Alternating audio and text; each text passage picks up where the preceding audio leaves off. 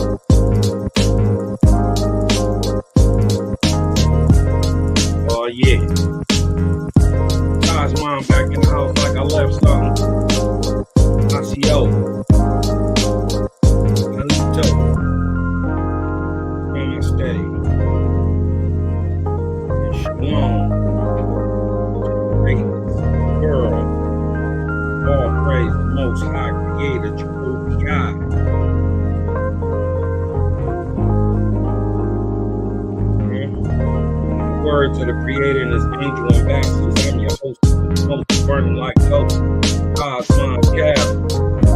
Hey.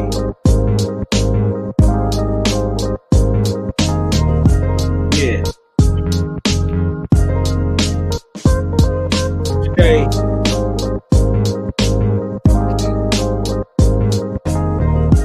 figured it was Tuesday. So, let's talk about it. I never did this on the show before. Anybody wanna come on and may have some questions, about something they may have read in their lives, father, you know what I mean? What a Waspy has to say about the subject. See, the dying years, it's so deep.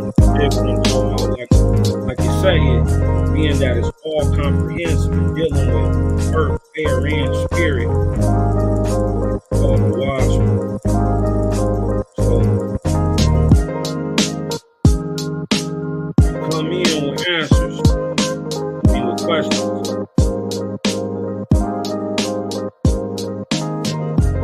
You leave with answers.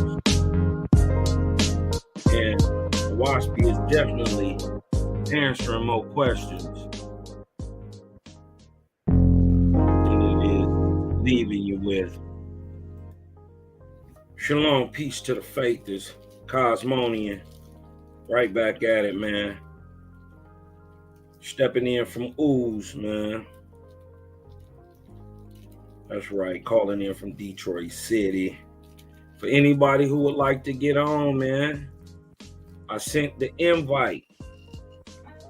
The very first.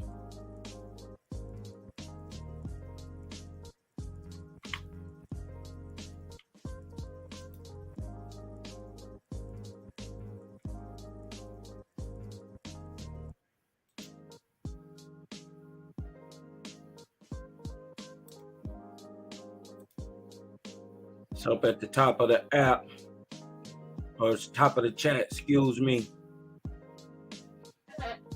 Peace to the righteous gods and Nirvanian goddesses. Let's see who we got in the house.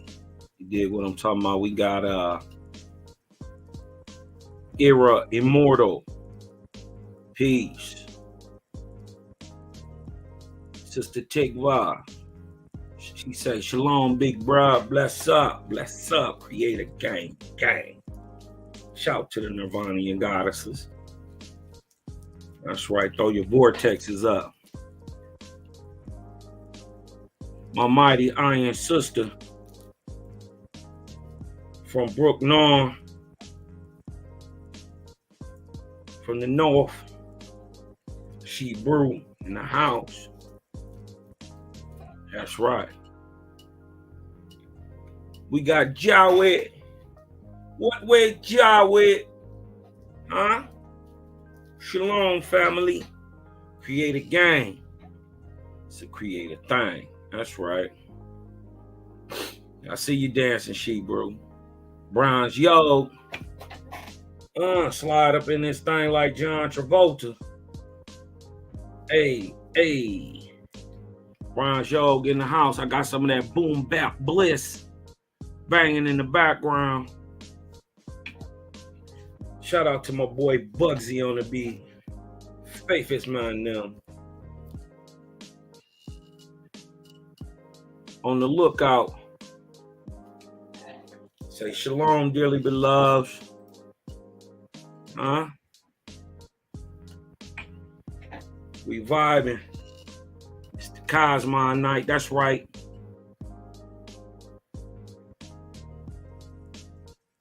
Calling all out to the people who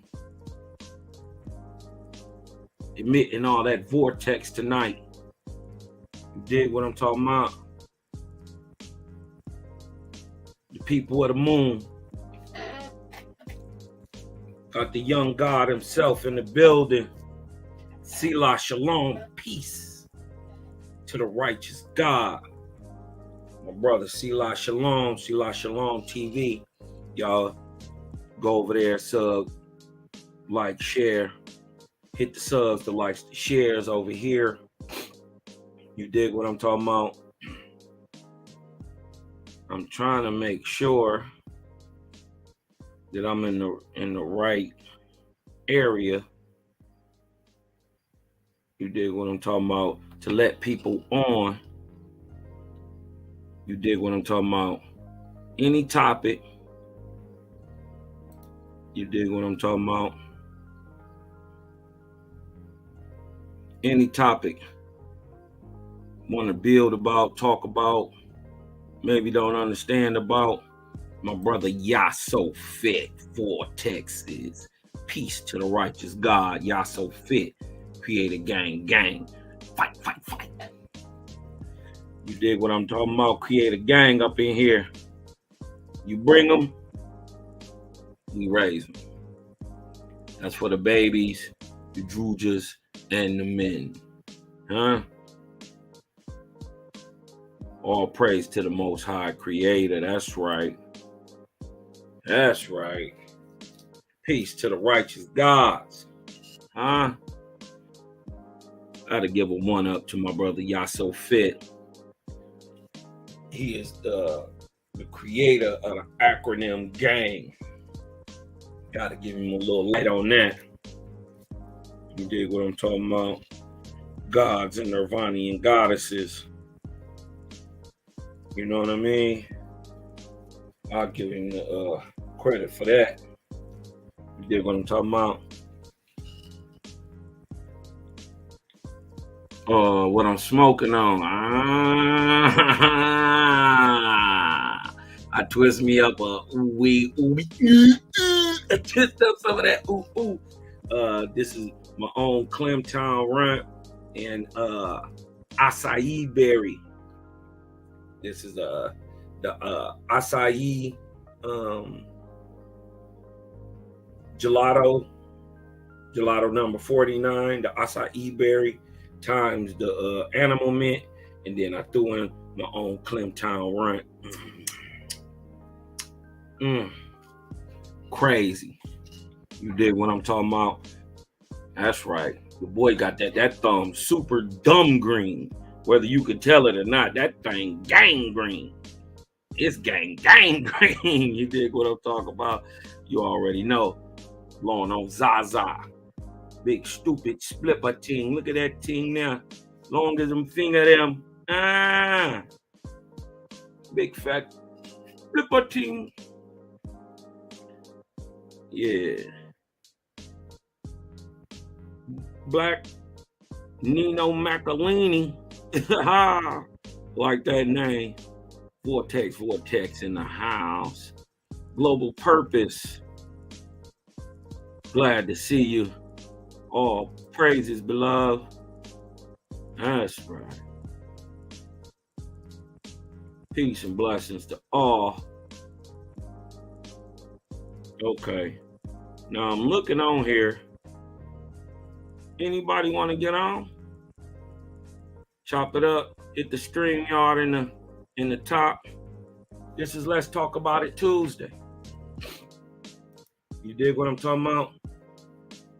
Detroit in the house. That's right. East Side.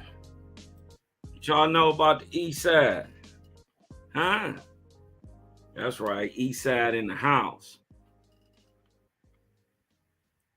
See, I want to know who inspired the Israelites to smear lamb's blood over their homes so the death angel would pass by them.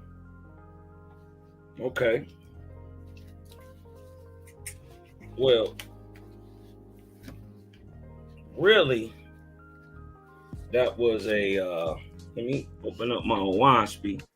Let me get an Owaspy in here.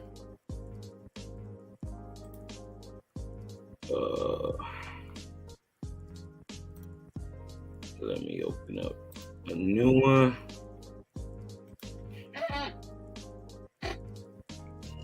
Okay.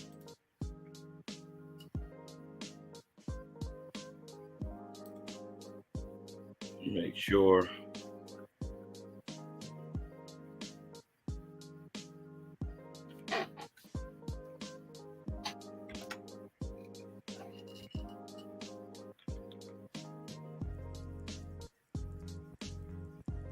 I want to say this is in the book. I think it's Esra.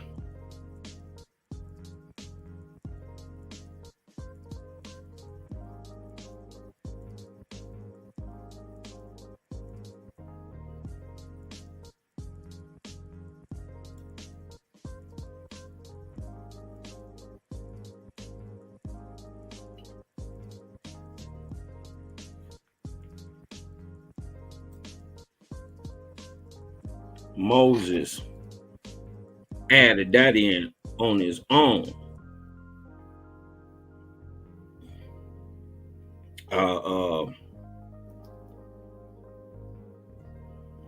I thought that was odd when I very first heard that too, when I heard the story.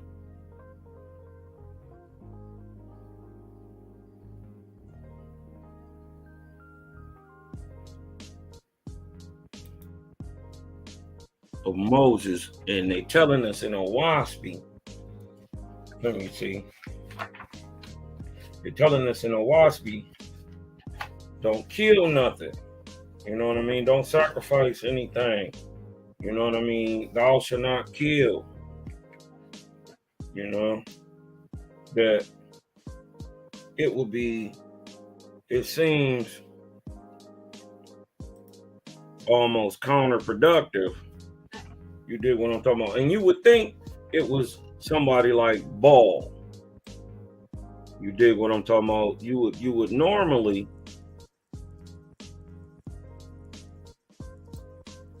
think it was somebody like Ball who inspired him to do that. But no.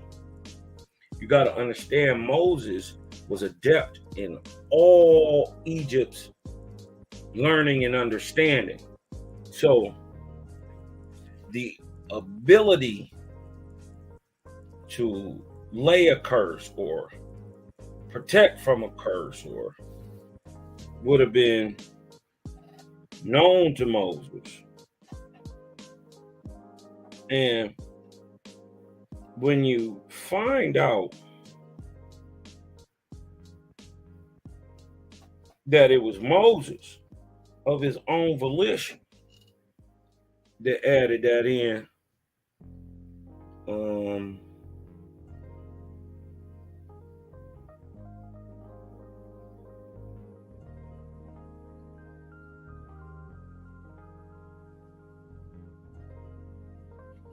let's go look at this.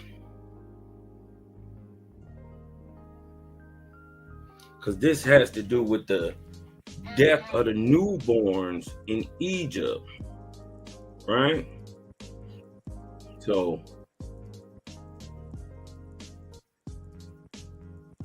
yeah. Silas Salom said, I think that account is in the Bible about the blood on the doorpost. Correct. Can you go into more about Iwata and Gautama? Basically, this is our land and we want it back. I'm just saying, man. I ain't got no problem with that. You dig what I'm talking about? But let's go look. 524.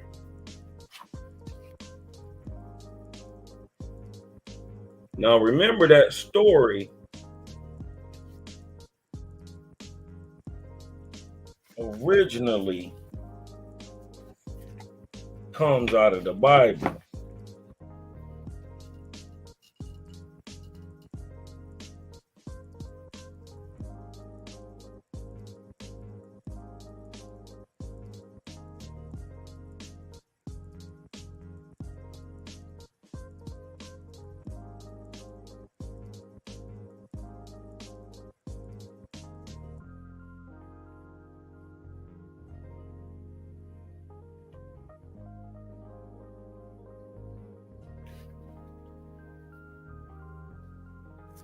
Okay.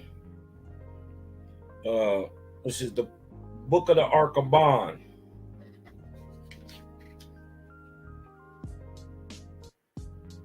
Chapter 18.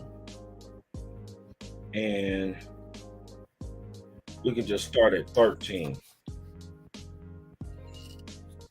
Trying to knock down a little bit. Just a little bit. Just a little bit. All right. This is 18 and 13, the book of the Arkaban. Now remember, the story about Moses slaying them really comes out of Bible. But the question was asked, so let's talk about it. You dig what I'm talking about? Again, I appeal unto thee, O king, to suffer my people to depart out of Egypt in peace. This is Moses speaking. This is the last time I shall solicit thee, and if thou answerest not me, then shall it come to pass in the month of Abib, and on the 9th day, and night thereof, Jehovah will raise his hand over Israel. But as for Egypt, thy Lord shall strike her in death. For in every family of Egyptians, far and near, on that night shall the firstborn fall dead. And that thou shalt not say, the prophecy killed them. Behold, the firstborn of every beast shall die also, even of the goats and the sheep and the cattle and asses and of dogs and of cats and of every living creature man useth. For on that night, behold, 4 millions of Israelites shall make with Jehovah the covenant of death. And on the morning thereafter, they will rise up to not lie down again in Egypt. And this shall be the testimony of innocent blood against thyself and all thy people for what the Hebrews have suffered. The king answered not Moses, and it came to pass that Egypt was overspread with frogs and reptiles in every particular, even as Moses had prophesied. Nevertheless, Pharaoh pursued his course Jehovah spake to Moses, saying, Moses, my son, look up man and pity him. Look upon man and pity him, for he believeth not in me, though I multiply signs and omens continually, and give him prophecies without end. One thing only turneth man's eyes inward, that is, flesh of his flesh, lying dead before him. Now the night of the Passover, when the Israelites made the covenant on the blood of the Lamb,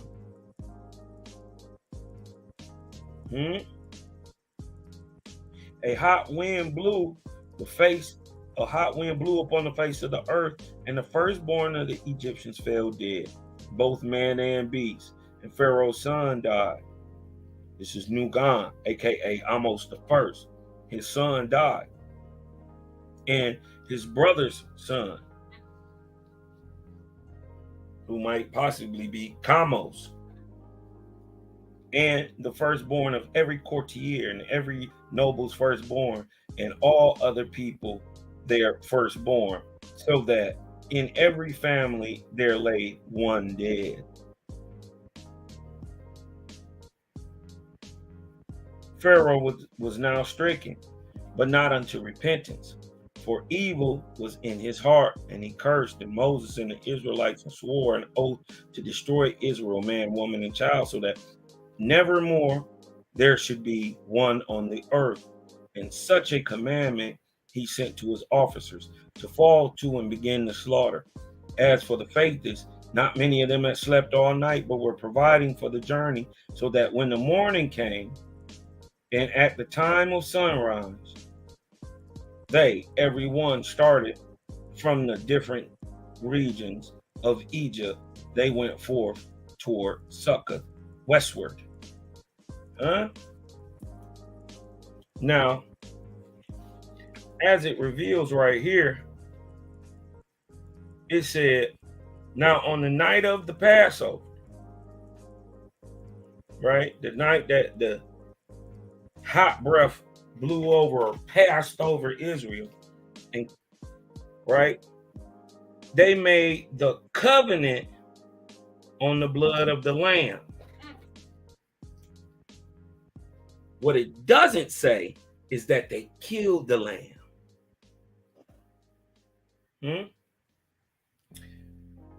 They have if you look into Judaism and rabbinic Israelitism, you dig what I'm talking about, the Hebrews, they have a festival, right, where they have what is called a goat, right? A goat, where they put the blame of the goat, or all the blame of Israel on the goat, and they push the animal out and release it into the wild as a symbology or covenant that Israel's making to clean and wash away their sins, but they don't kill the goat. Right? And this blood itself is testimony against Egypt and applied to Egypt even then. Now, what it don't say is that the Israelites actually killed anything. Now, we understand what the Bible narrative is, that they slit the throat. You dig what I'm talking about? And they sprinkled it over the blood. But we get that story in Bible. You dig what I'm talking about? Let's go again. Hold on, let me get my Waspy. Where am I at? Book of the Ark of Bond. Hold on. Let me get this.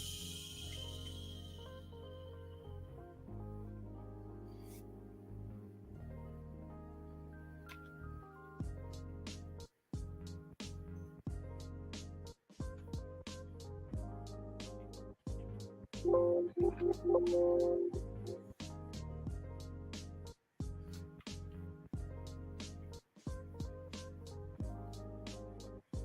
was in chapter 18.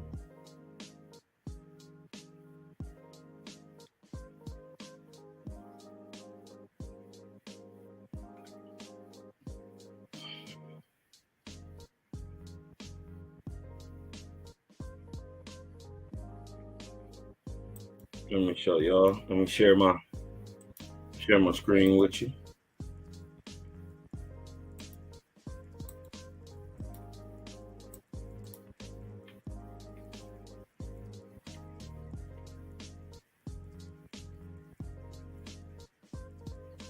Now look what it say here.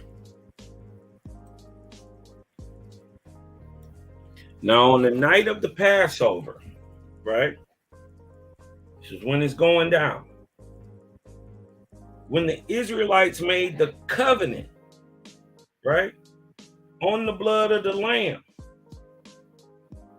right? A hot wind blew upon the face of the earth, and the Egyptians fell dead, right?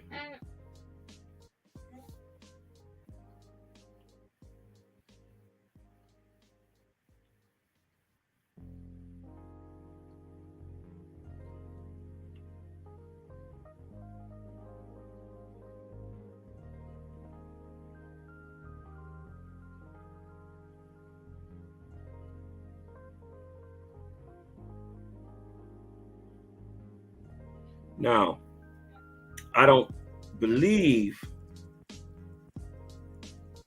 it says anywhere in here. Now, let's look. Hold on, let's go to, I need my real Bible. Here it goes. Let's go to the real thing. You know what I mean? To the real.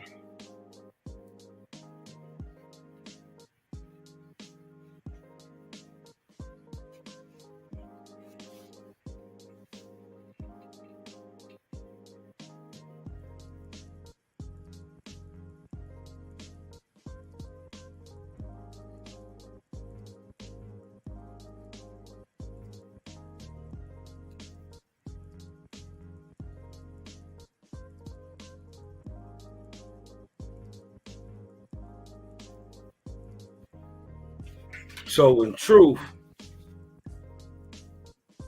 there's nowhere in Owaspy by what it's stated that they actually killed the lamb. They made a covenant on the blood of the lamb. And remember, the very firstborn of the lambs died. The firstborn of the sheep and of the goats, where it said,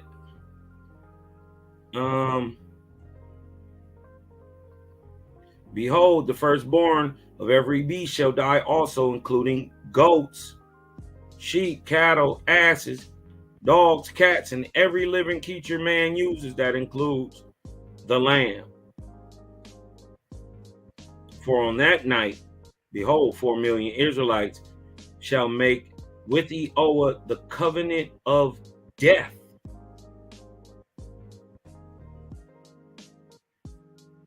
And when morning comes, they will rise not to lie down in Egypt.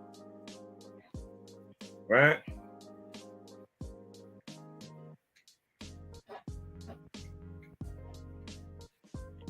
So, but let's look at Bible.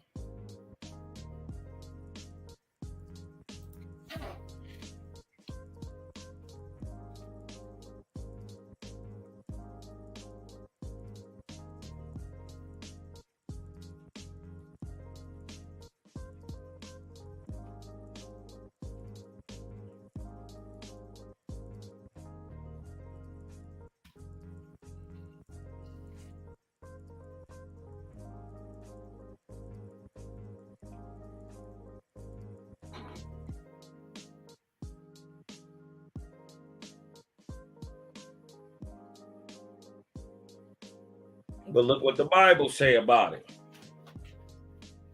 Hold on, let's go back a little bit. Let's just go back.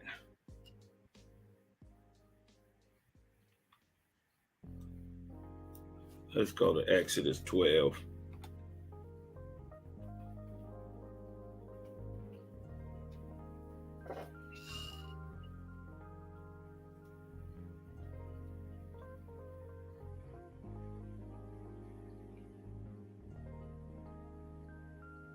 Right. Now look, here in the Bible. In the Bible it says, speak ye unto all congregation. This is 12:3. Book of Exodus. Right? Speak ye unto all the congregation of Israel, saying, in the 10th day of this month, they shall take to them every man a lamb, according to the house of their fathers, a lamb for a house. And the household too. Hold on, can y'all see that? Can y'all see that? Let me see if I can blow that up a little bit for y'all. Let me see if I can blow it up.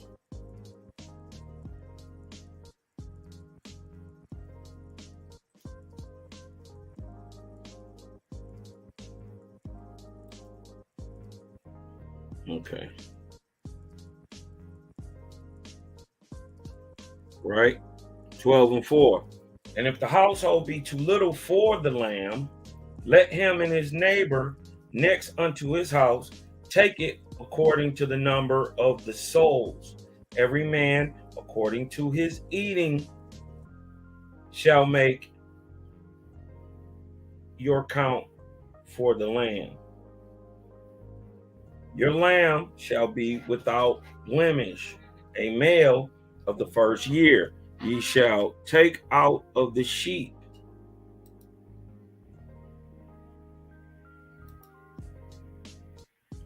Right?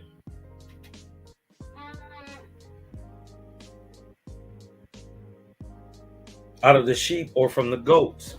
And ye shall, so is it a lamb? Is it a sheep? Or is it a goat?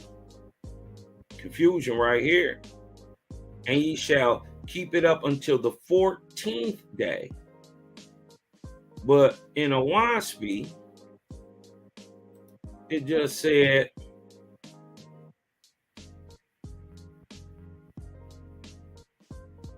that Moses spoke to the king directly. And this is the last time I shall solicit you. And if you do not answer me, then it shall come to pass that on the 9th day and night in the month of Abib, Jehovah will raise his hand over Israel. But look what it say here.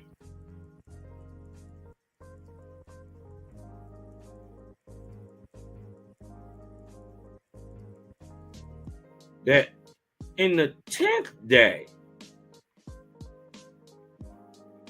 of this month, they shall take to them every man according to his house and his father, a lamb for a house. And if the house be too little for a lamb, let him and his neighbor, so they're talking about eating the lamb, take it, and according to the number of souls, every man according to his eating shall make count for the lamb. Your lamb shall be without blemish, a male of the first year. Ye shall take it out from the sheep or from the goats, and ye shall keep it until the 14th day. Look at this. 4 days later, Creator say, on the 9th night, on the 9th day and night of the month of Abib, he's saying right here on the 10th day and all the way to the 14th. And the whole assembly of the congregation of Israel shall kill it in the evening. Do this sound like Creator to you? He told you, thou shalt not kill. And they shall take up the blood and strike it upon the two side posts, and upon the upper door posts of the house where they shall eat it. Huh? And they shall eat the flesh in that night of the 14th. Roast with fire and unleavened bread, and with bitter herbs they shall eat it. Eat not of it raw, nor sodden at all with water, but roast with fire his head and his legs, and with the purtenance thereof. And ye shall let nothing of it remain until the morning. And that which remaineth of it until the morning ye shall burn with fire. You want that sweet savor. You savoring the smell. You would have to wonder. You dig what I'm talking about?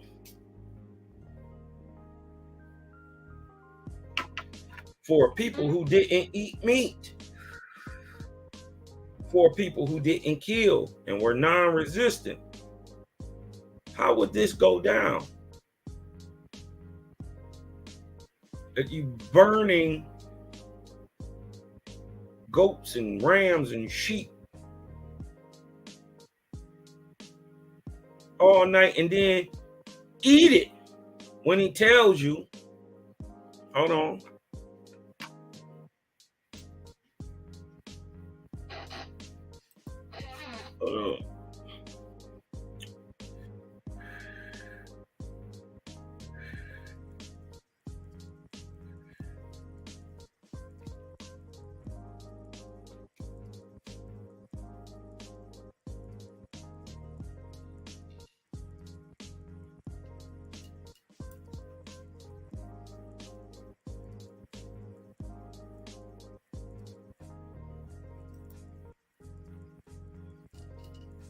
When he tells you here, you shall not murder, thou shalt not kill, Exodus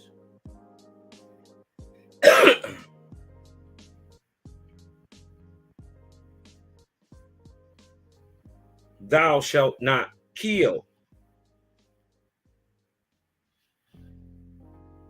But he said,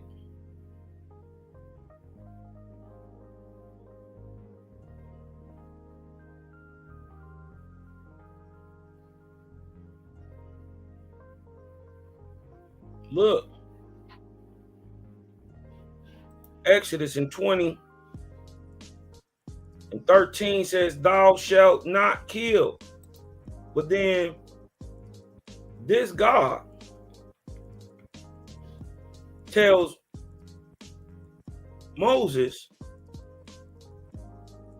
that in the whole assembly of the congregation of Israel, all of them shall kill it in the evening. But then here he tells you thou shalt not kill. But in Exodus 12 he's telling you to kill.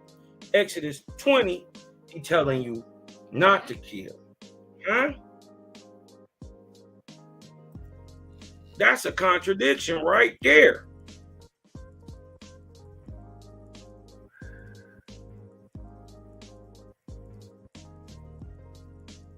You dig what I'm talking about? That's a contradiction right there.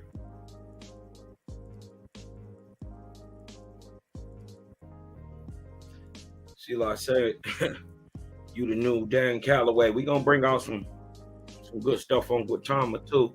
Sister asked about Gautama, but I wanted to clear this up, right? We wanted to clear this up because, hold on, they've been lying a long time.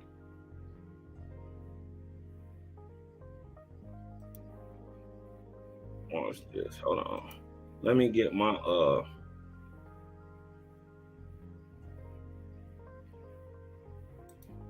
let me get my regular old waspy up here. Let me get my regular old waspy.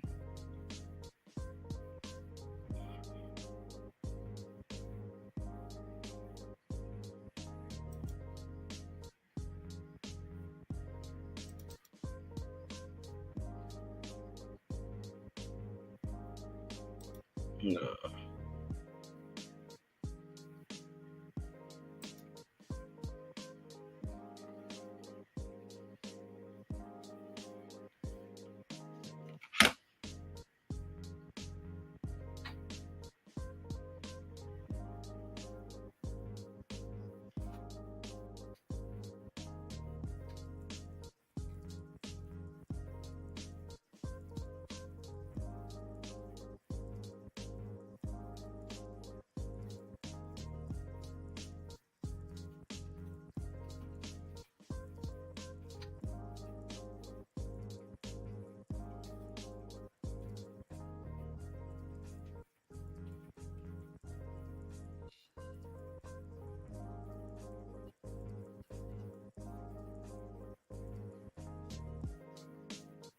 But we want to clear it up.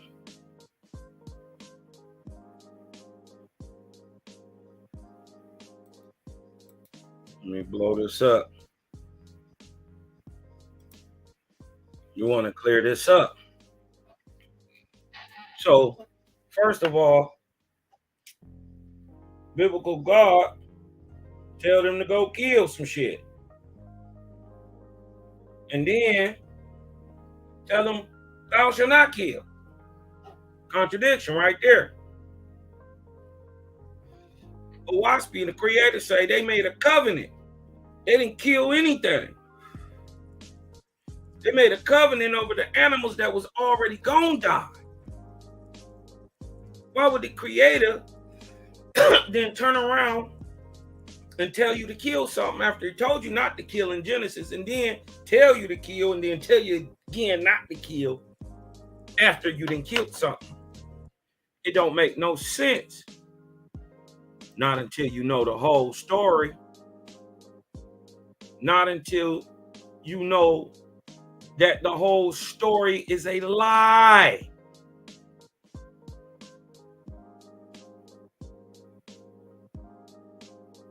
What book is that when they say let me get me a Bible real quick. Hold on.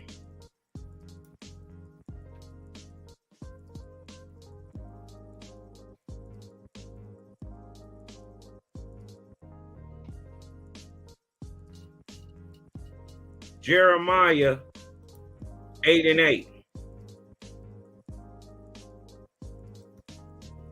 That's Jeremiah 8:8. Can y'all see that? Let's go right here. Right? Let's go down to the King James Version. How do ye say, we are wise, and the law of the Lord is with us? How can you say y'all wise? And that the law of the Lord is with us. Lo, certainly in vain made he it. The pen of the scribes is in vain. Let's go to the English Standard Version. How can you say we are wise, and the law of the Lord is with us? But behold, the lying pen of the scribes has made it into a lie. Let me show you why it's a lie. And let me show you, sister Shebrew. Let me show my sister Shebrew that it is a lie.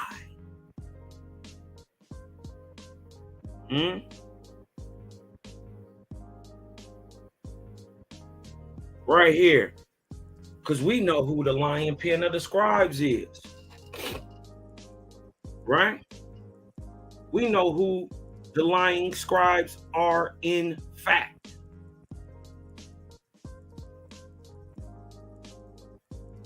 Right?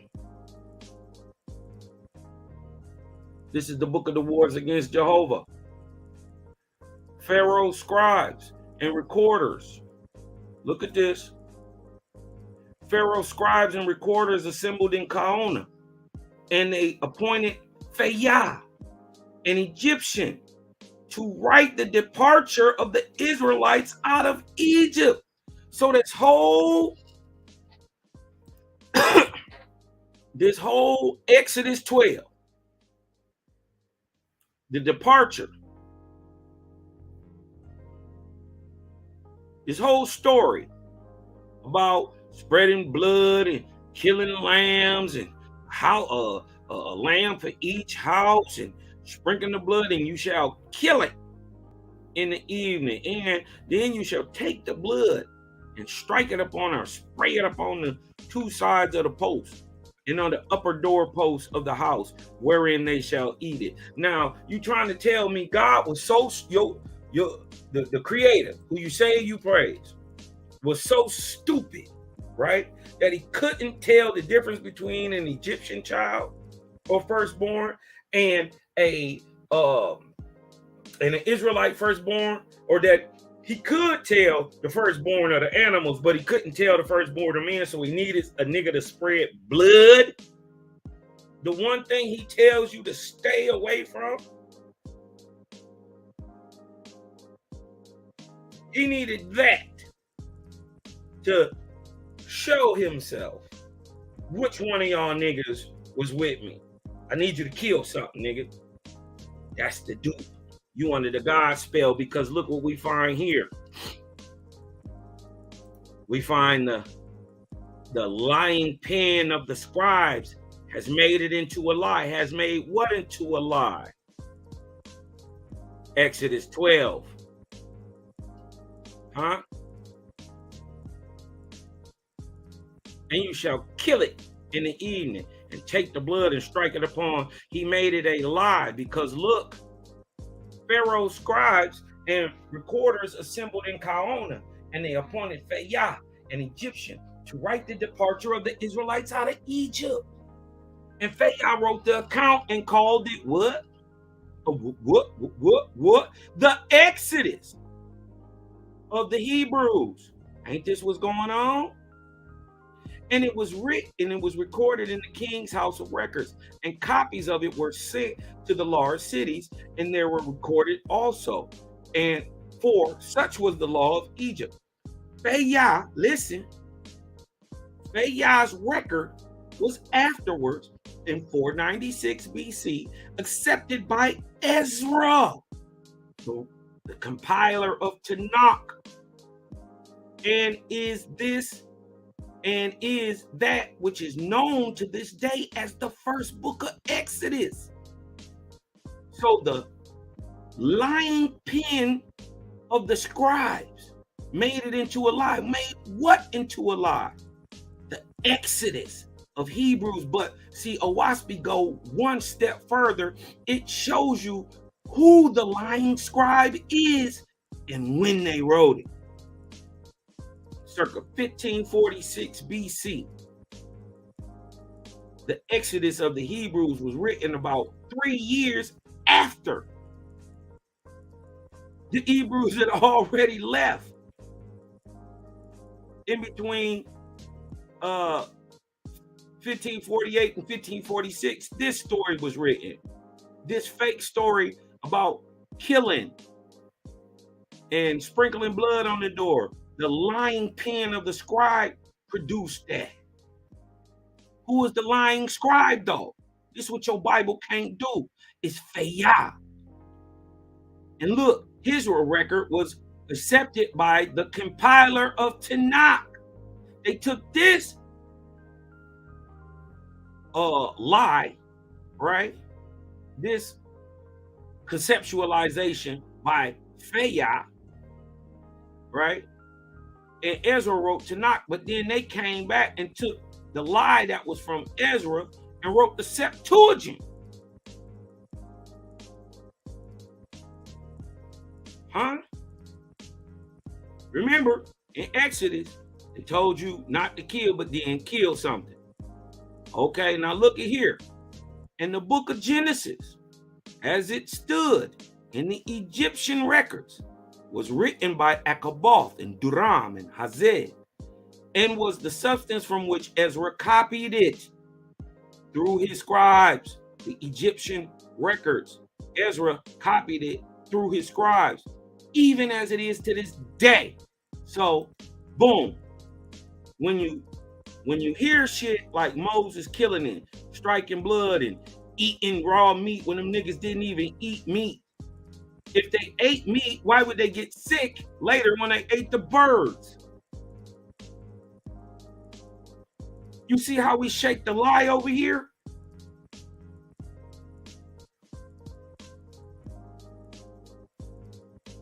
Huh?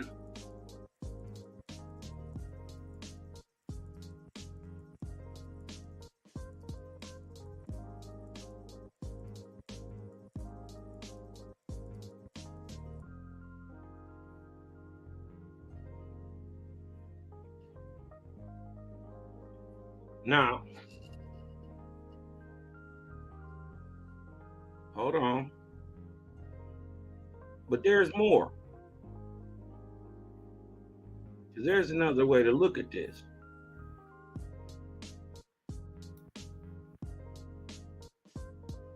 There's another way to look at this also.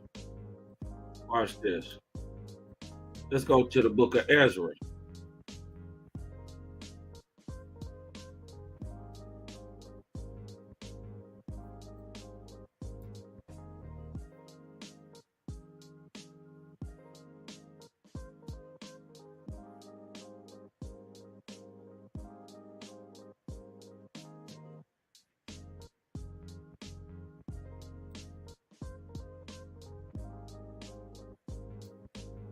Watch this.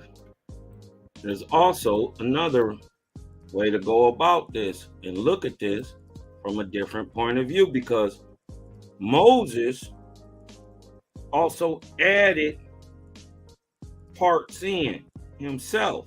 Watch this. We give you both sides over here.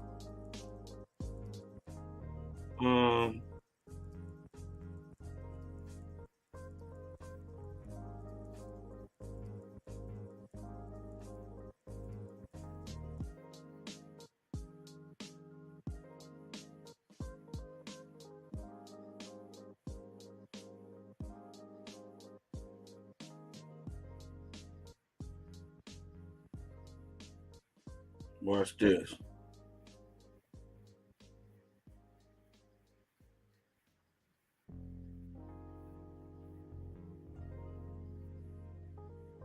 It's in Ezra.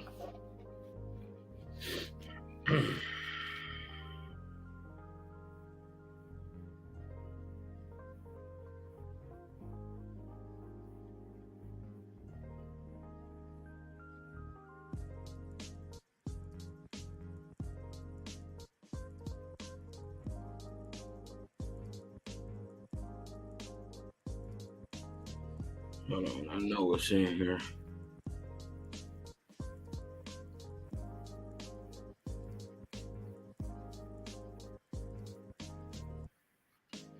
Hold on, let me look at it in my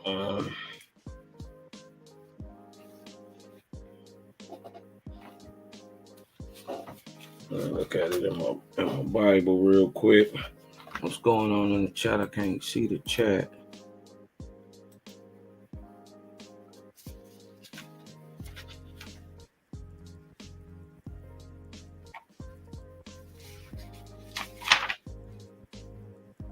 Moses also, watch this, book of Ezra. I believe it's the book of Ezra.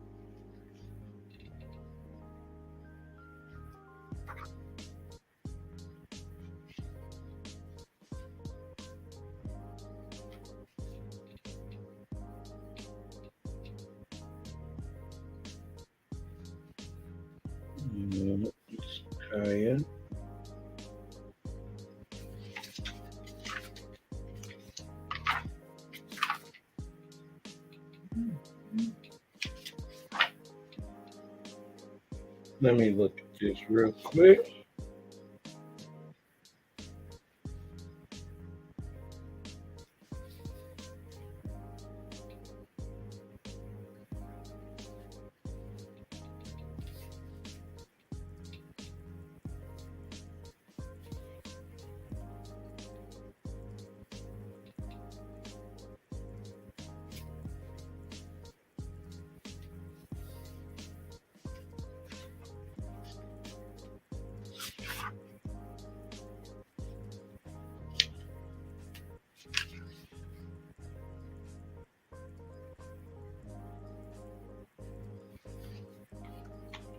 Hold on 1 second.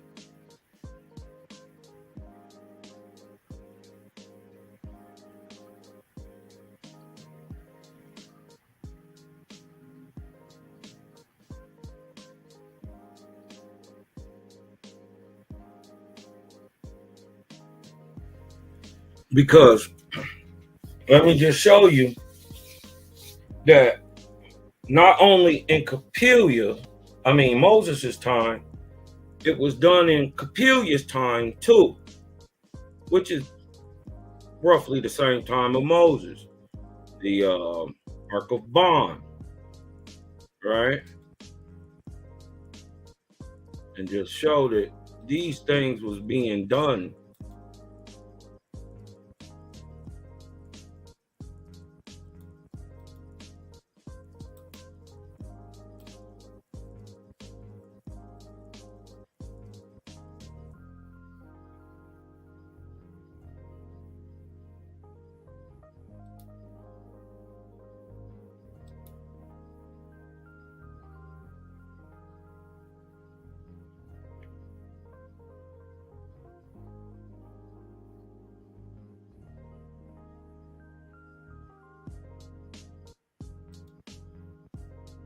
Let me get to this.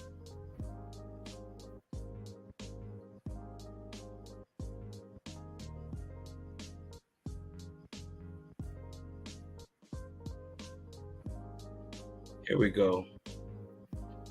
And Moses appointed the 10th day of the month of Abib, when the people should start. And moreover, he said to the heads, you shall see to it that the night before they start, or the ninth, at the hour of sunset, in every moment the sun set, at the very moment the sun sets, every family shall offer a lamb in sacrifice, and every lamb and every woman and every child that can speak shall covenant to the lamb in the blood of the lamb. Covenant to Jehovah in the blood of the lamb, excuse me. When the time of the slaughter is at hand, the family shall stand around, and the lamb shall be in the midst, bound head and foot. And when the knife is raised for the blow, no one shall speak, for what which is to be shall be the covenant of the blood of the lamb against Egypt. And when the throat is cut across, where'd I go? And when the throat is cut across and the blood flowing, they shall all say, in Egypt the lamb of jehovih is dead. His God shall go from here with Israel, but Egypt shall be accursed from this night. Accept this my covenant with you, O Jehovah. So look, for innocent blood has been shed as a testimony before you, that with tomorrow's sunrise I rise to never again lie down in Egypt. But look what it say here. And Moses appointed the 10th day. And moreover, he said to the heads. Notice this ain't God saying this. This ain't coming from Jehovah. So we got a story being told by the Egyptian. We find this in here, part about Moses killing lambs in Egypt, but we find out that it's not of the Most High. This was a sacrifice he put onto the people. But you got to understand the times. You dig what I'm talking about? And the covenant being made, because for innocent blood has been shed as a testimony, right? They did that as a testimony under what Moses is telling them to do, right? That they'll never lie down in Egypt again, and that they're going to get up out of here. They did that as a testimony from the words of Moses, right? Moses added that in there to seal it. Watch. Hold on. Am I sharing my screen? Are y'all seeing this? Hold on. Look at this. Hold on. Let me show y'all. Let me share my screen.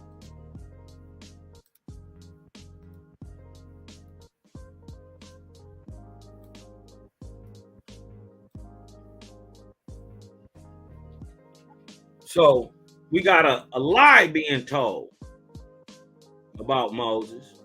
And then we find here Moses did this shit on his own.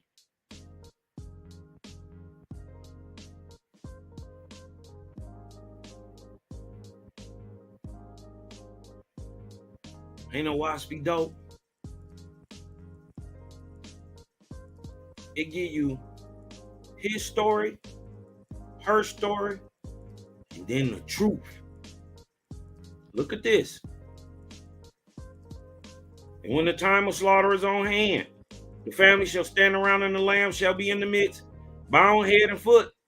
And when the knife is raised for the blow, no one shall speak, for that which is to be shall be the covenant of the blood of the lamb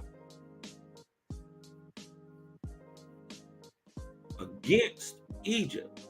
So basically, this is Moses doing blood work. Sacrifices that the Creator didn't ask for.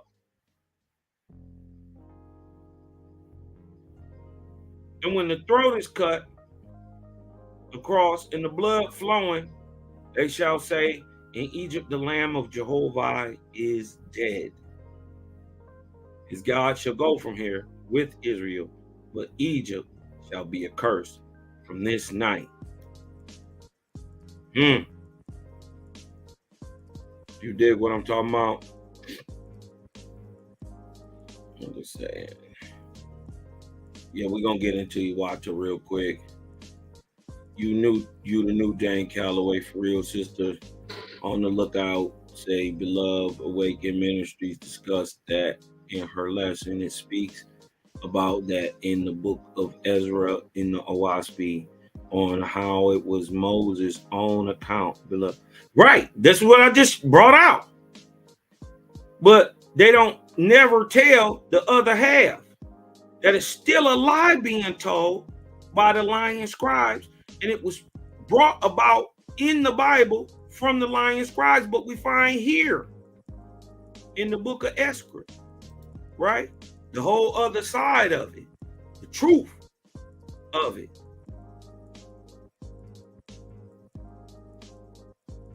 that it was Moses who did this. That was adept in these arts, right? Hold on, let me show you.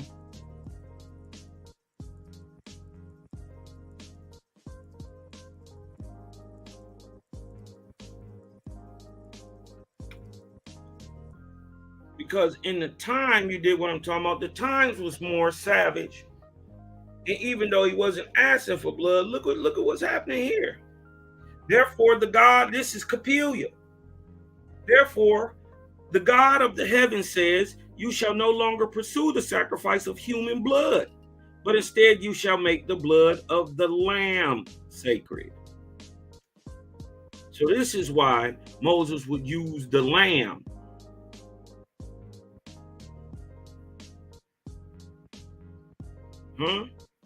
And the sacrificial lamb shall be called the Lamb of your God. And on the day of your first sacrifice, you shall bring Capelia to the altar. And look at this. And sprinkle blood upon his head as a blood offering to your God, the blood of the lamb you have slain. And he shall be called Capelia, the lamb of heaven. To this the king assented, and Capelia was accordingly sprinkled with the blood of a lamb, which was sacrificed in the altar of the king. Thus ended the first of the evil edicts of the evil gods of Vindu. And from that time, mortals were no longer sacrificed to the gods by consent of the kings.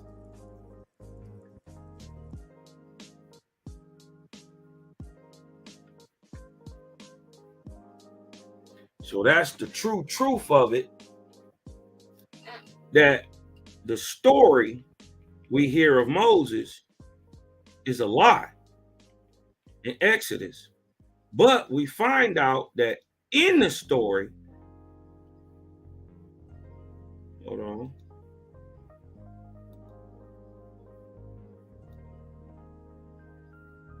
that in the story told by the pen of the lying scribe, we find a truthhood that Moses did this shit on his own. And moreover, he said to the heads,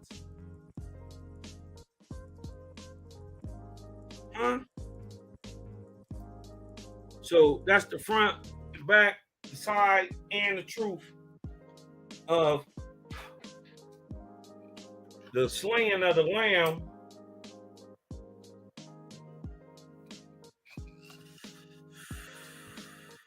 Peace, all beloved, faith is the creator in the building. Chapter 16, if memory serves me correct, love. 16 and 12. Cosmon Cal, shalom, brother, peace, love to all the gods in training. Shout out to Shannon Logan. Shout out to Global Peace, Global Purpose, excuse me. Jehovah gave the decree, and the Lord of Jehovah carried it out the same way Abe carried out the sinking of Pam. What did they talk about? Okay. Blood of lamb, death covenant with creator. Yes. That was Moses' doing.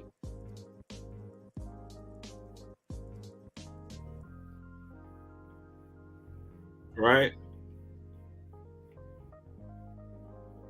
And it was done as a testimony. You got to remember, this is evil done as a testimony of the nature of Egypt.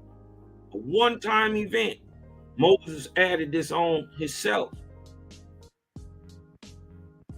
But as in a covenant made to the creator about the treatment being done to his people, Moses laid it down. Right? But remember, there are also two stories. One where it says the covenant was made and wasn't no bloodshed. But then we find here in Ezra, definitely blood was shed, but it is of Moses. It's on Moses' hand.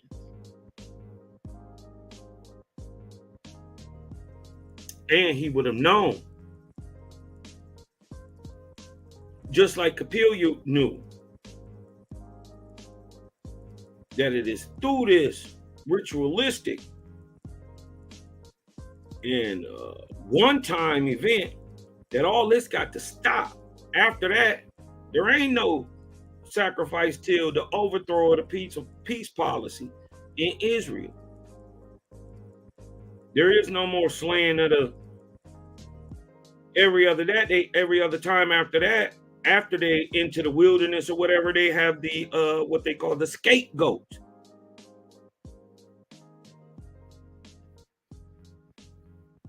Bronze yoke, yep, the scapegoat. Here we go, bronze yoke. But they put their hands on the blood to put it on their homes, right? Not exactly. What do it say? What they say? When the time of the slaughter is hand, they stand around in the midst. Blow shall speak, and it shall be a covenant of the blood. And when the throat is cut across, blood flowing, they shall say in Egypt, blah, blah, blah, blah, blah, set my covenant, you tomorrow's rising sun.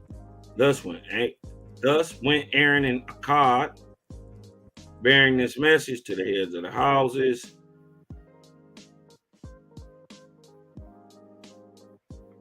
Nugan has a great hate toward Israel, blah, blah, blah.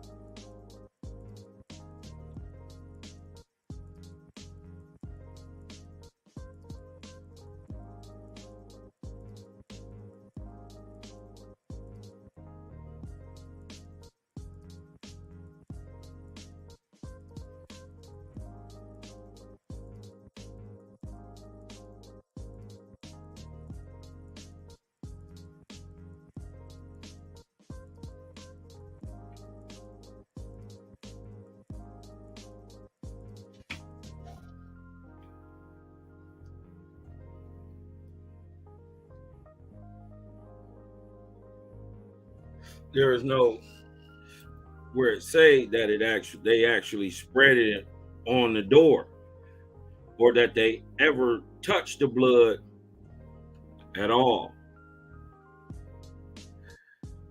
Gang, gang, Kevin Sears.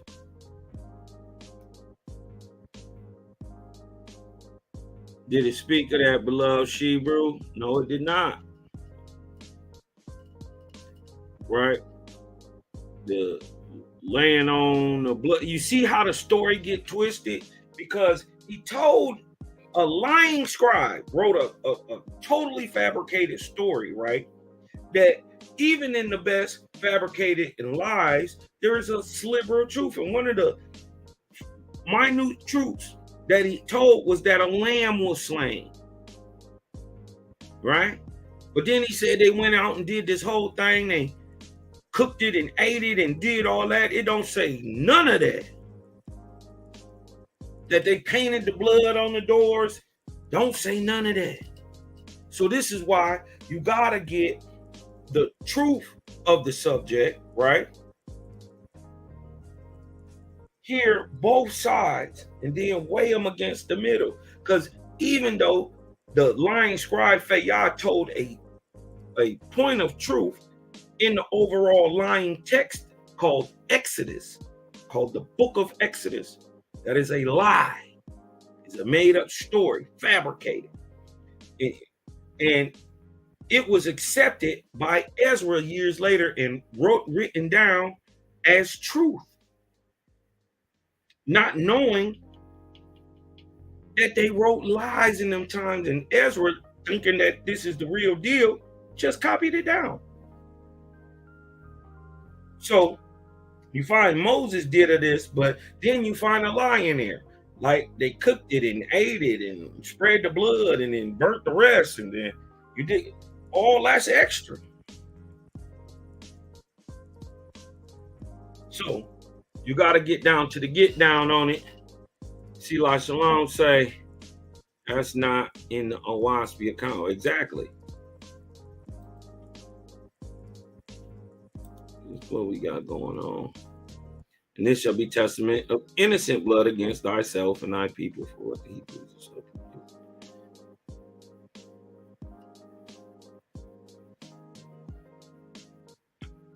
LaShonda Alexander in the house. Peace, sister. We going bad mother sucker coming up. Where or what did that source of blood come from? Okay, it would have come from that slaughtered lamb, but they didn't say they touched it. They didn't say they spread or anything. Jehovah will raise his hand over Israel, but as for Egypt, thy Lord shall strike her in death. Facts. Spiritual light in the house. Right.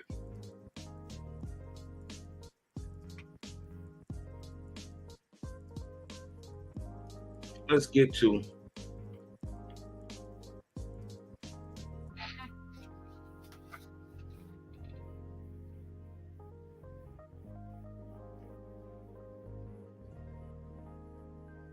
water.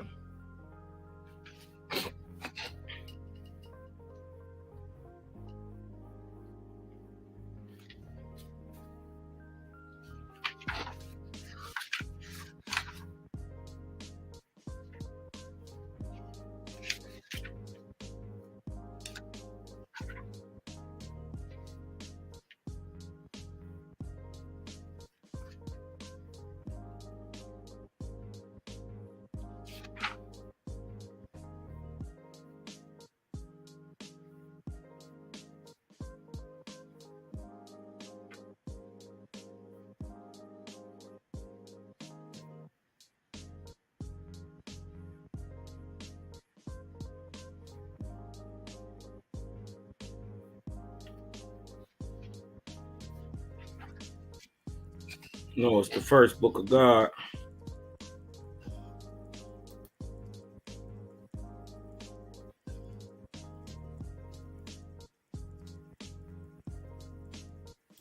So wanted to get a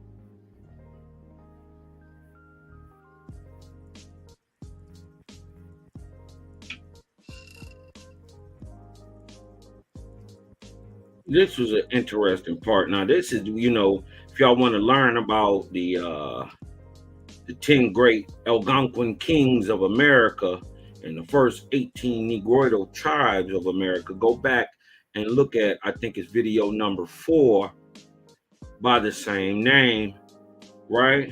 But we want to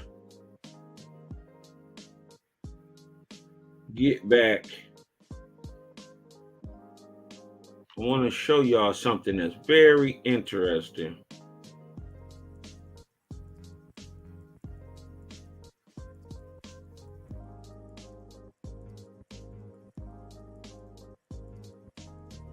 Hold on.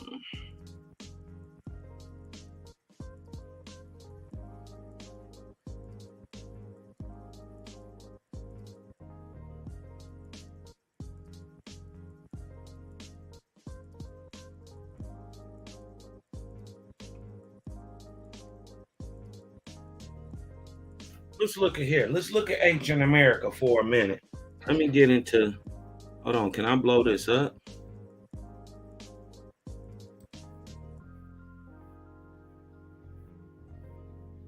Can I blow this up, some of y'all? How do I blow this up?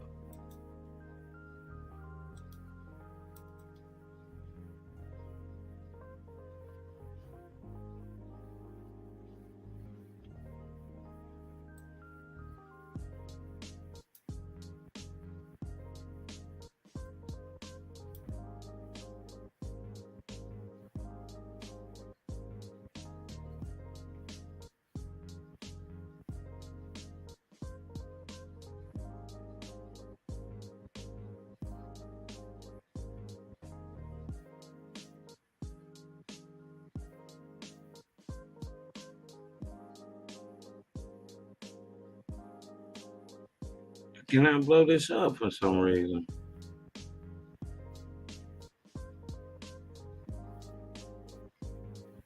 Let me see if I can. Let me get up out of here, y'all. Let me see if I can.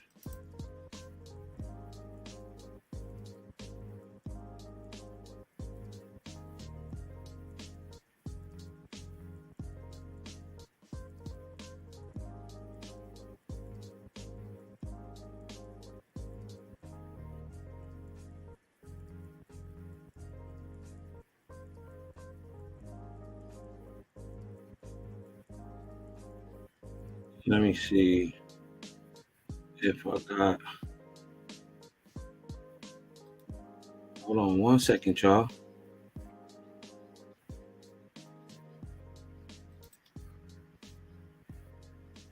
Because I know I got the live PDF. Let me see if I can open it up.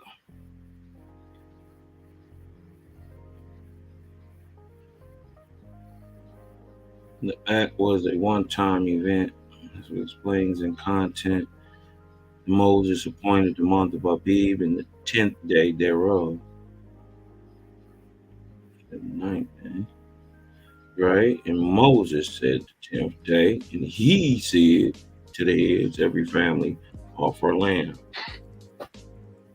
The truth into a lie, those Rumpelstiltskin false gods and lords and scribes. This is why a WASPy is necessary. Because it's not just plain truth many times. Many times it's the truth, the lie, and disinformation.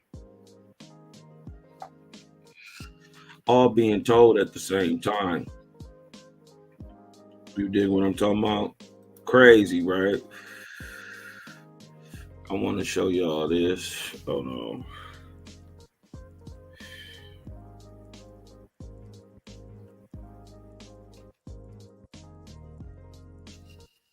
Okay. And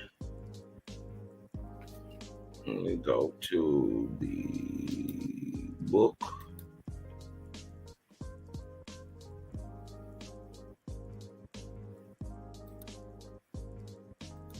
Let me stop sharing my screen. Share this screen.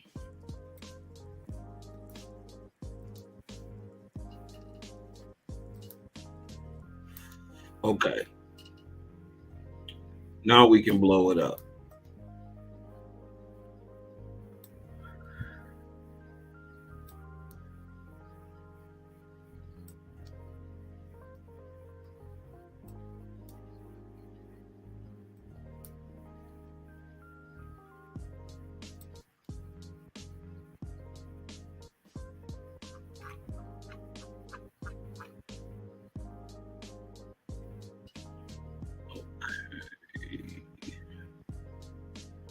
Here we go.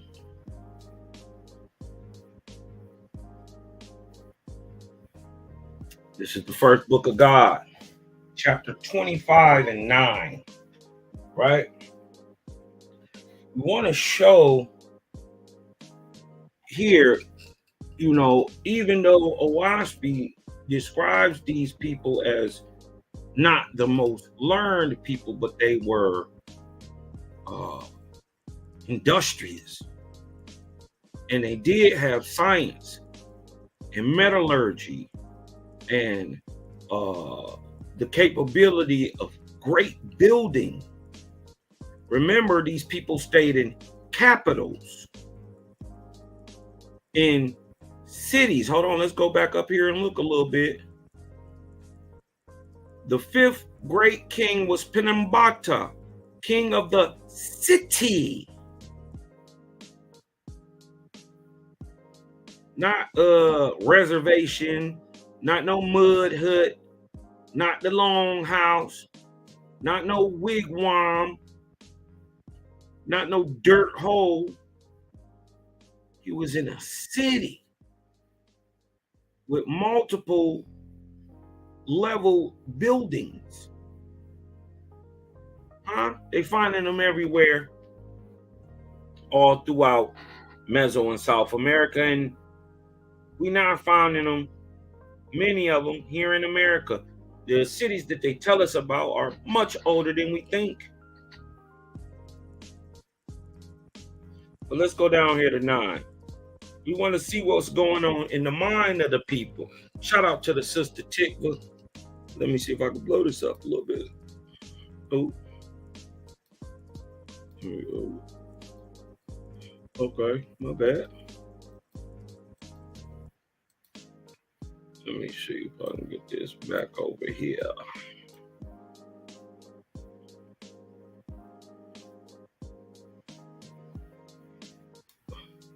Okay. Shout out to the sister Tikva. She asked about I'm trying to keep up with the chat. You dig what I'm talking about? Yes, Kevin Sears, the pen is mightier than the sword.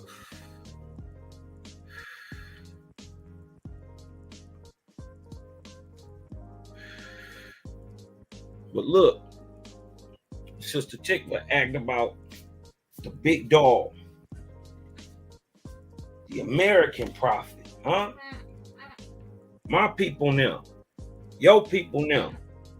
Y'all so quick to claim Moses. Y'all so quick to claim Abram. What about your forefather in America, who didn't have to come from nowhere? He was already here. Between the great kings, this is 25:9, first book of God. Between the great kings and their great capitals were 1,000 canals, crossing the country in every direction. Listen, from east to west and north and south. What's crossing east to west, north and south? That was a great canal. Nothing but these rivers.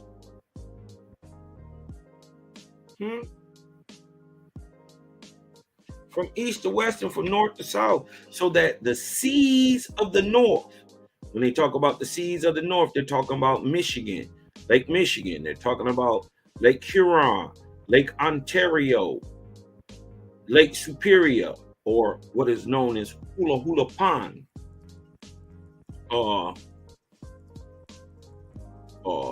Lake Champlain, and even going north out into the Atlantic.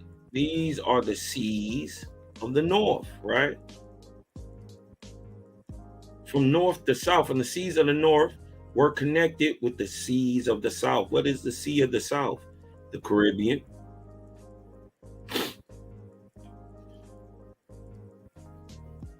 The people traveled in canoes and carried the products of the land to all directions. Besides the canals mentioned, like the Osceola, right? There were 7 other great canals named after the kings who built them. I have you got to go back into it. You did what I'm talking about, but we named the great canals, right? Named after the kings who built them, and they extended across the plains in many directions, but chiefly east and west. Look at this. Many would say our rivers chiefly go north to south today. What they hiding? What's been missing? Huh? What's really been missing? What's really been going on? Huh?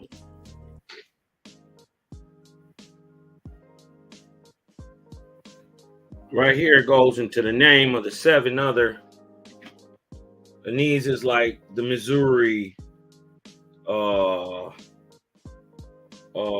Red River, besides like the Ohio and the Tennessee and everything that was named, the Mississippi. This is the Missouri River. This is all the great rivers running east and west, primarily. What's the river that run over there? Red River and the Rio Grande. You dig what I'm talking about? All through there, these are these places, or these canals. But look, in those days, the kings and learned men set their hearts on building canals and finding places and roadways for them. Huh? The dope part is these niggas, as great as they was building and all these achievements and whatnot, they couldn't build nothing without the iron, without the guy who got it, without the praiser of Jehovah.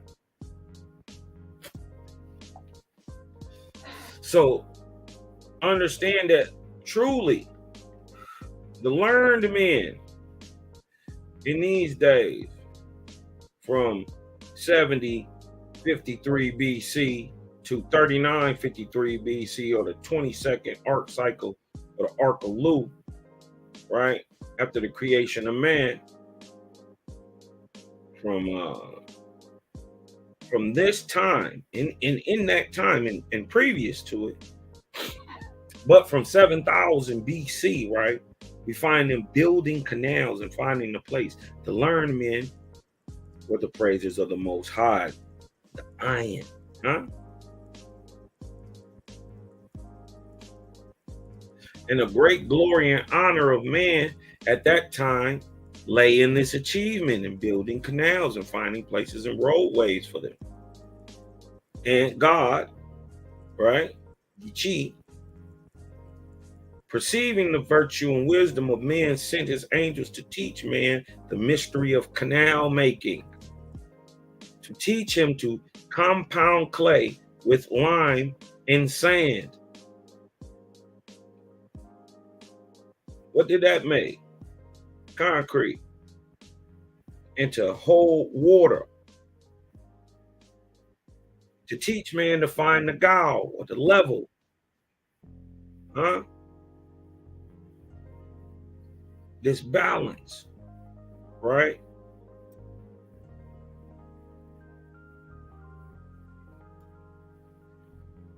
And the elevation, right? To find the gal. They say this is one of the instruments used to build the Great Pyramid. This is, but they using it here in America. Shit, 4,500 years, 3,500 years before they ever built a pyramid. In Egypt, we find them using the instruments that was built to build the pyramids. So what was they doing over here? Building pyramids and canals too. Finding the level and the force of water. The angels taught man to make pots and kettles, to burn the clay in suitable shapes, to find copper ore and silver ore and gold and lead for the floors of the oracle chambers. Where was they getting this gold and all this lead and this silver and copper from? Right up here in Michigan. As a matter of fact, in many of the oldest finds in Europe and in Mesopotamia and in ancient Africa and all the way in ancient India. In China, we find this special copper dug out of the mines of the Upper Peninsula of Michigan. What's so special about this copper is that it comes with its own genetic signature, right? What that signature is a little hint of silver in it. It is unlike any other copper in the world. And when you get down microscopically and look at it, they found out many and most of what we found in the so-called Near East, in Spain, in Italy, in Egypt, in ancient Ghana, and in ancient India, in the Middle East, is copper dug out of Michigan mines, right, from the pre-Bronze Age. This is Copper Age, pre-Bronze Age. So we're talking about 4,000 on back. Or many say the Bronze Age was start around the building of the pyramid time, about 2,500 to 2,600 BC to roughly 1,100 BC. They say that's the Bronze Age. We talking pre that, Copper Age. You dig what I'm talking about? 4,000 BC. Even after the time we talking, but showing and proving that these people who came over here and sold the copper in time become and are called Phoenicians. Huh? We know the Phoenicians come straight up the stock of Paris or Persia. Huh? The same stock that birthed the tribes of Iz and Zerl, who circa 3953 BC walk into Egypt with Abram, the tribes of Zerl and Iz, who through the, let me say this right, the ancient, this is pre-Kemetic, in the ancient Paleo-Hamitic tongue, which is Phoenician, right? And every language after it has been or derives from Phoenician. The Abram spoke the Ahamic, a version of Phoenician cuneiform. It isn't until they would have came into Africa, they would have got the what they call Paleo Hebrew, which is a ancient Phoenician tongue. But then over time, that Ahamic mixed with the Eba spoken by the Egyptians, the Samaritan or Samaraman language and all that. This is where they picked it up. It's a compound language, or what they call Bantu, or the Bakari. This is what them ancient people spoke. This is why Peter's ancient name is Kippah, right? Kippah is what? Bantu. Literally, this is the so-called Samaritan Hebrew, just a Phoenician derivative. Now, when the Ahamic mixes with the Eba, you get what you call the Ebra, where Ibir and all Ibri and all these and even down to what they call the oldest, which is Aramaic, and in the language of Aram. But we can go back farther than that because the Bantu, the true Paleo Hebrew, which is a Phoenician derivative, right out of Ham. They didn't speak Hebrew till they got to Egypt. It isn't later that all of that even comes into effect. So remember, at this time, pre-Egypt, 700 years, 600, 700 years before there was ever any place on earth called Egypt,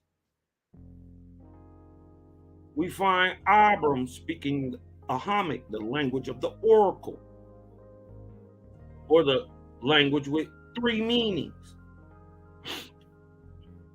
This is your cuneiform language of Elam and Mesopotamia, Tehran and Iran. You dig what I'm talking about?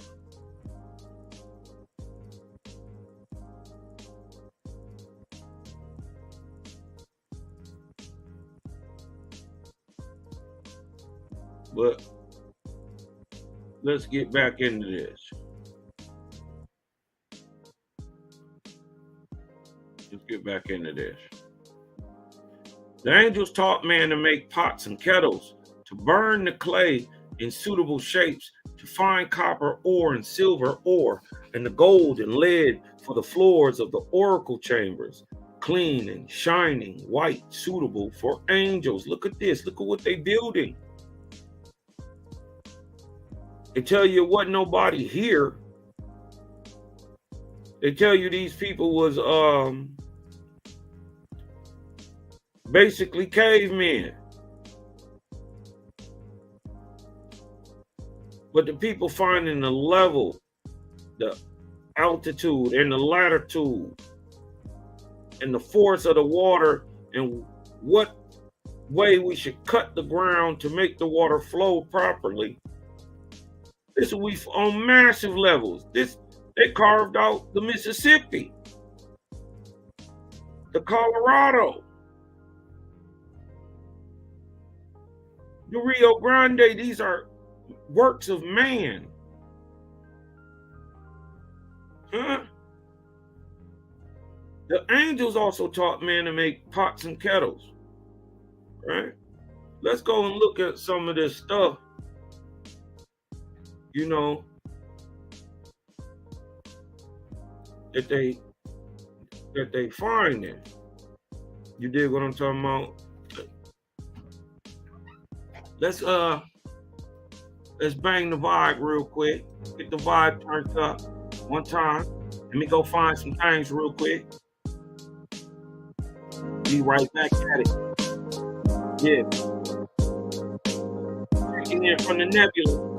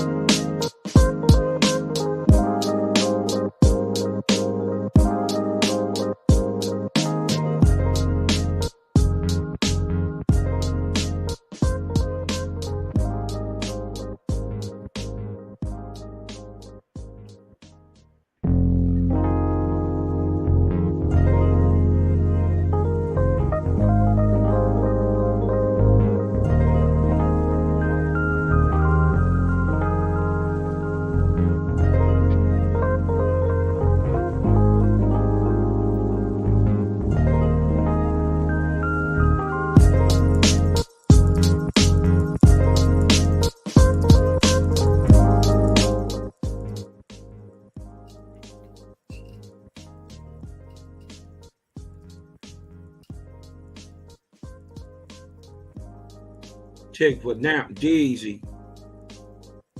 And Flint is naturally found right here in the Americas.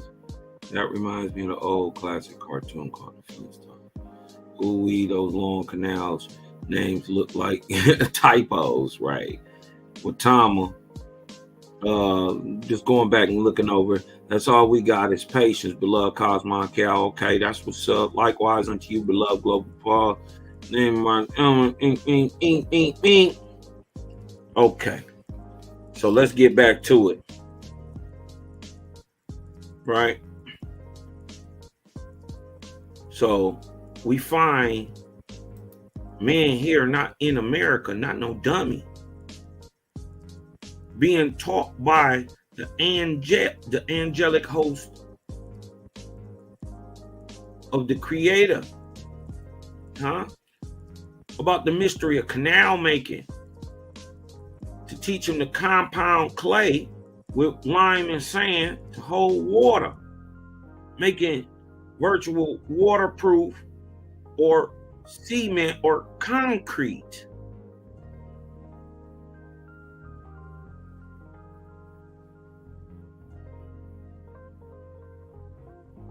To teach man to find the gall and the level.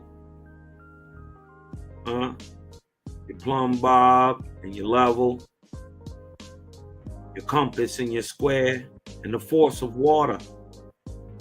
The angels also taught man to make pots and kettles to burn the clay in suitable shapes.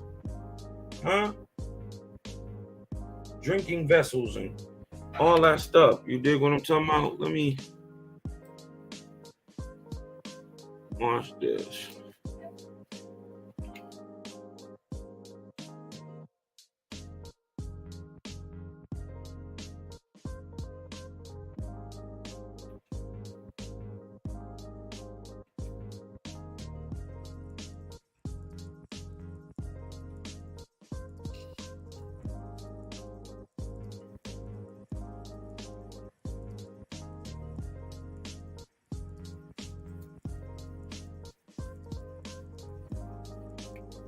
Look at this.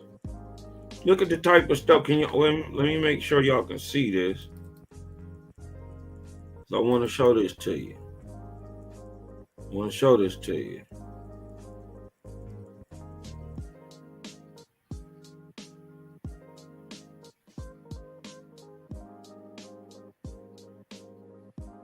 This was taken out of Crawford Mounds.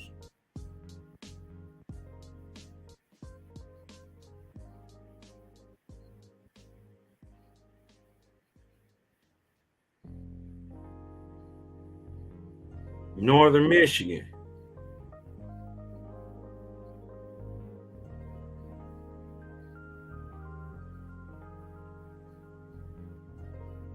Now look, remember they just taught them how to make pottery, and the angels are teaching these people around 7,000 BC to 3953 BC, 22nd arc cycle.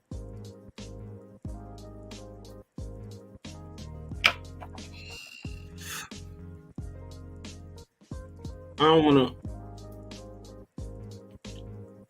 to, harp on it or nothing, but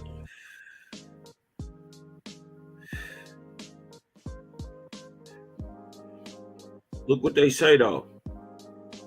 Many folks believe that until Christopher Columbus found the American continent, no European had set foot on the new land. Chris claimed the discovery on behalf of Queen Isabella of Spain.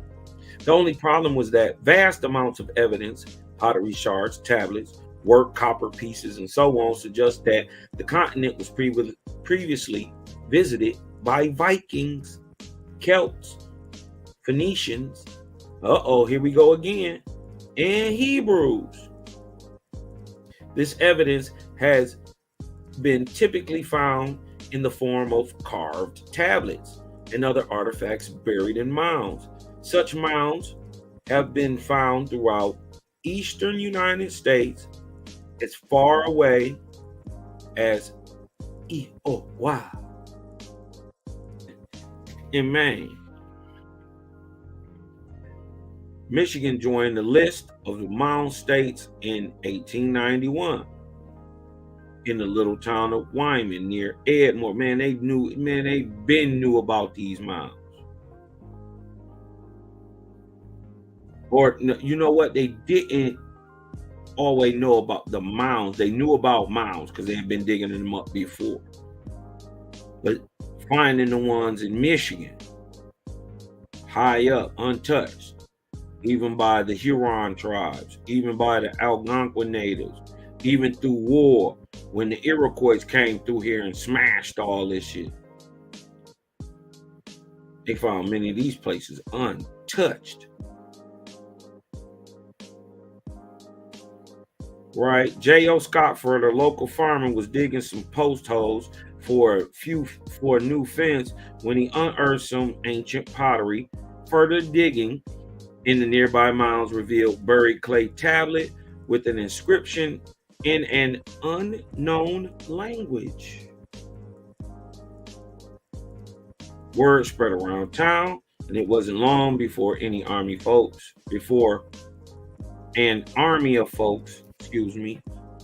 from the surrounding area started digging into anything that resembled a mound. Can I blow this up some for y'all? Let me see if I can blow this up.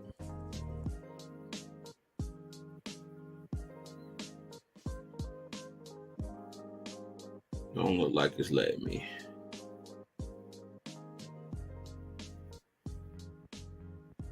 But I want to show y'all something.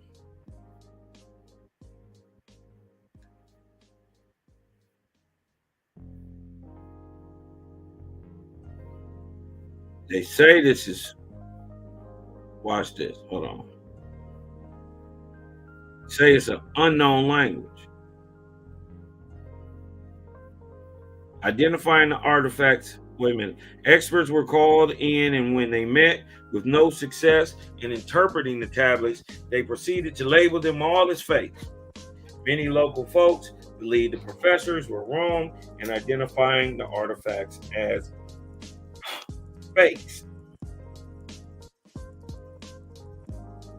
including the editor of the Edmore Journal, who ridiculed the professors, saying they were embarrassed because they could not translate the text. Discovery of new mounds continued until around 1915, when the digging frenzy cooled down. A former Nuevo newspaper editor Daniel Soper emerged as one of the authorities on the artifacts. He discovered so many items that they eventually became known as the Soper frauds. The mounds and their artifacts had gained the attention of religious fundamentalists like Reverend Rudolph Etzenhauser of the Jesus Christ of Latter-day Saints, who bought them. Yeah, they bought these. They own them, and they hide them in these tablets like this. This exact same tablet is hiding in a vault in Michigan State. People of the Latter-day Saints bought all of it and then shelved it. You gotta ask to see these things.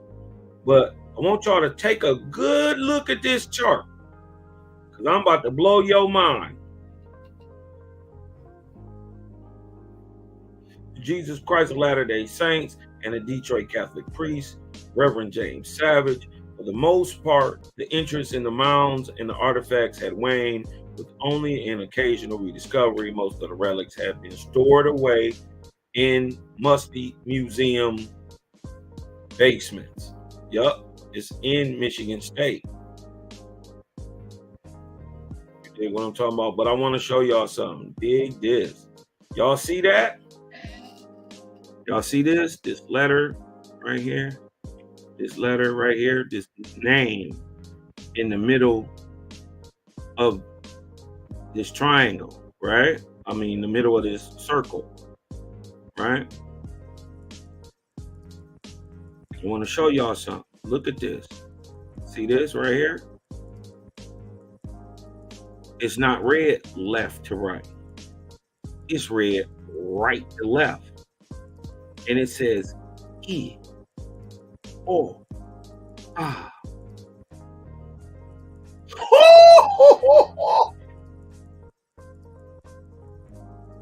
This is the sound E. This sound makes O, Ah, or better yet, E, G, Queen. That's the name of Jehovah right there.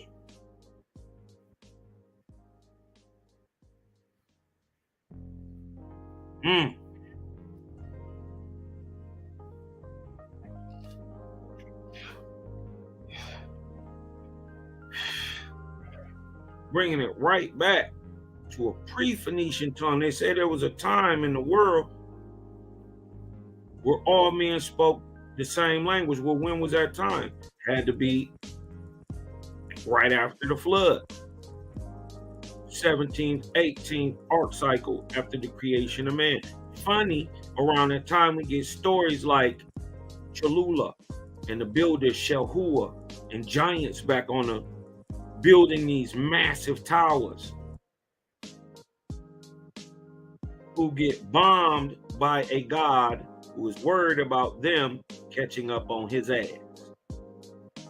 creating what is commonly called a Babel. The story is allegory. But what's not allegory is this. That is the name of the creator. Right here, right in the middle. These signs are also, every one of these signs are in the Egyptian, Algonquin, Vedic, and ancient Chinese text, and is descendant of the Punic. Also, look at the motion of this ball.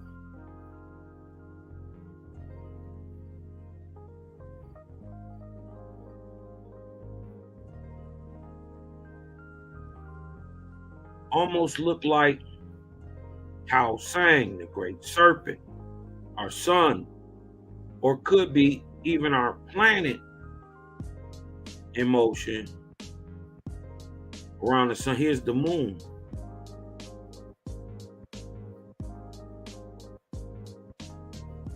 Could this also be Earth here? And this be the sun. We find the Earth and the moon at the top also. Interesting, right? Let's get back to this Odo. Right? So these ain't no dummies here. They putting up massive cities of polygonal shaped buildings. And he taught man, look, to how to soften copper like dough, how to harden copper like flint rock for axes and mattocks for building canals. Taught man how to work the ore in the fire, melt and smelt it. Look at this. This is metallurgy, 7,000 BC. Making canals, 7,000 BC. How to harden copper like flint.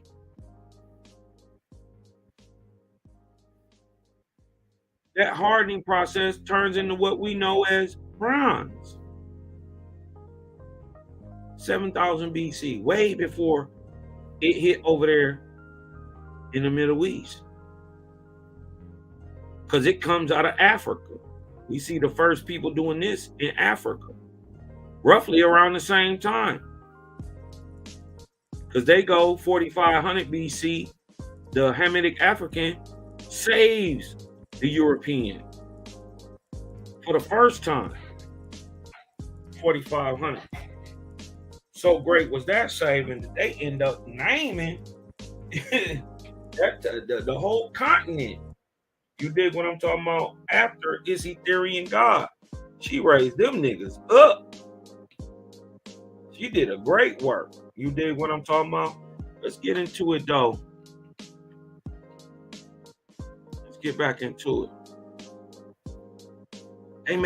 They having metallurgy. How to mix this with that to get this out of the ores of the earth in the fire, and it's called smelting, right? And how to make lead into sheets and cloth. Hold on, let me show you this man.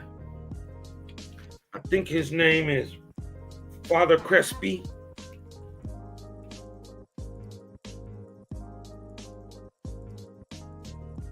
Watch this. Watch this.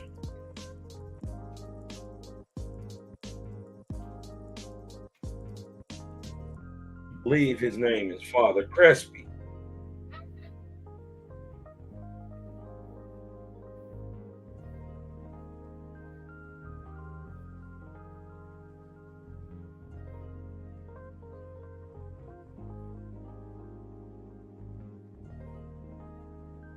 Yeah, I heard this that they got a theory that Father Crespi was Adolf Hitler.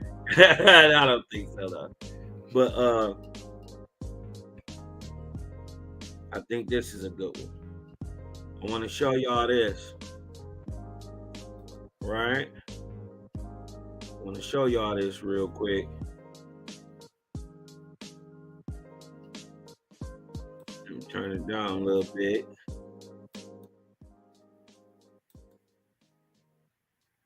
Watch this. Because remember, they just told you.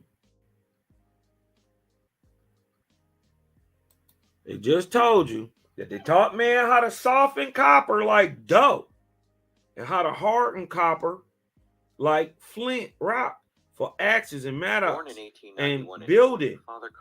You dig what I'm talking about? Hold on, let me show you real quick. From 1923 to 19. Hold on. Okay, let me get back to it real quick. I'm gonna get back to it.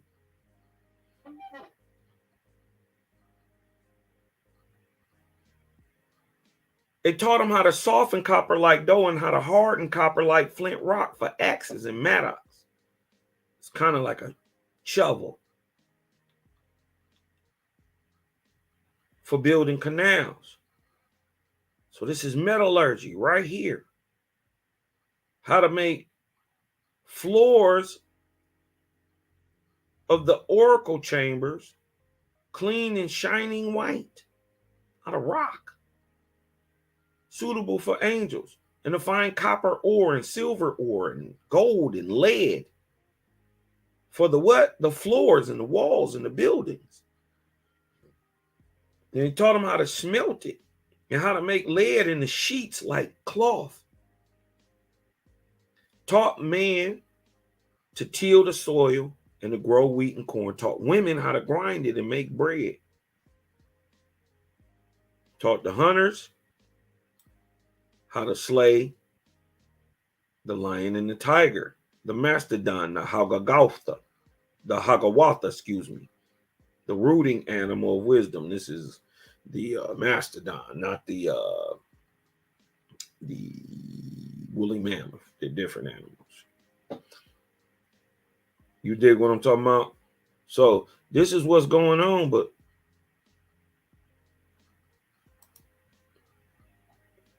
were they making like sheets of gold and metal and all this stuff going on in America? And look, we find right here in America a dude named Father Crespi. That what happened was the indigenous people of the area he was in Mesoamerica start bringing him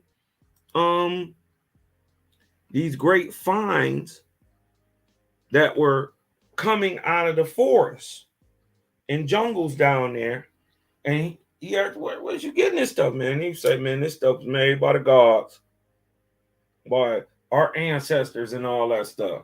So they asked him to show him, and they thought he was a man, and he was a man of honor and integrity, and until he died. Well, now a lot of his stuff came up missing, but we'll get into that. You dig what I'm talking about? Dig this.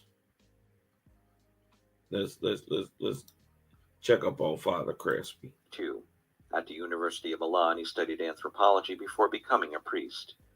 His many talents included being an educator, anthropologist, botanist, artist, explorer, cinematographer, humanitarian, as well as a musician. This is all fair use, y'all. Taught his congregation all fair use. That they rewarded him with a number of ancient artifacts. It is estimated that throughout his lengthy career, Father Crespi was given and or purchased over 50,000 ancient artifacts. The items in particular that captured the fascination of the world were a number of plates and objects forged from gold with mysterious symbols and hieroglyphs. Look at this. The villagers. Then they say they would make the gold. What did it say? Hold on.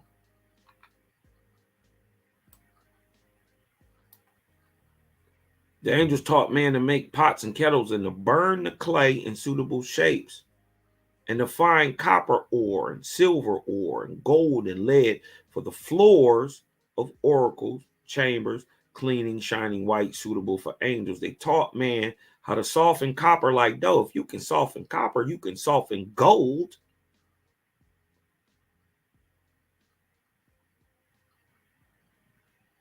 Huh?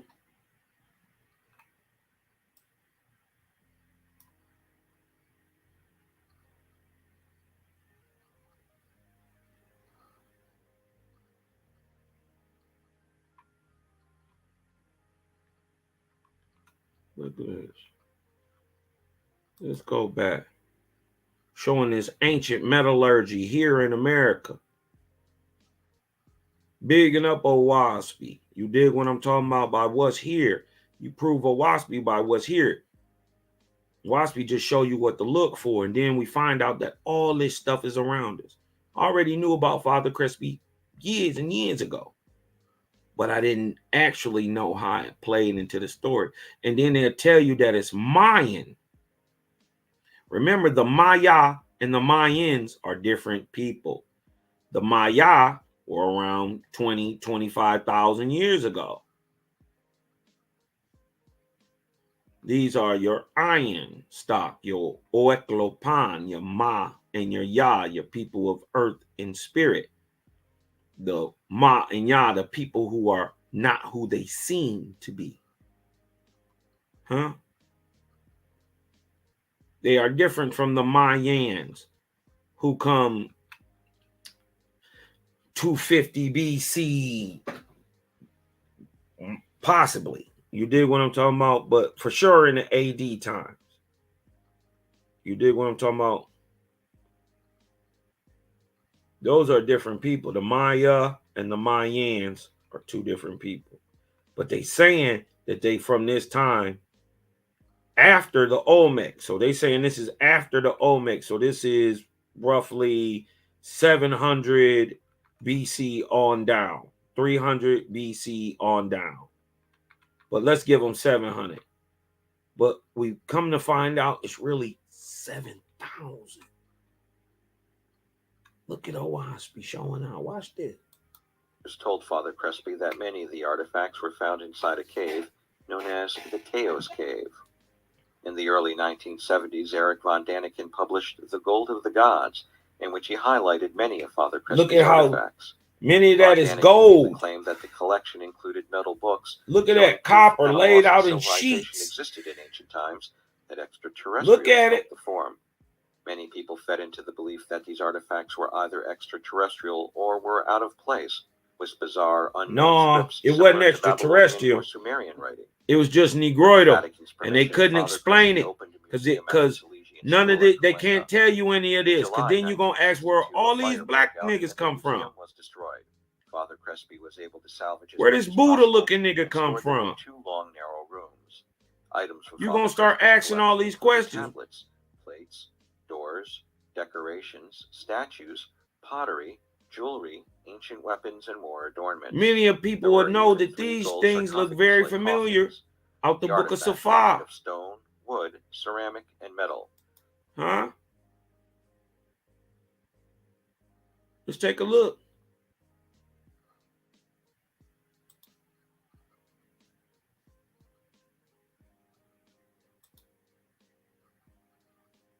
Look at the size. These are helmets.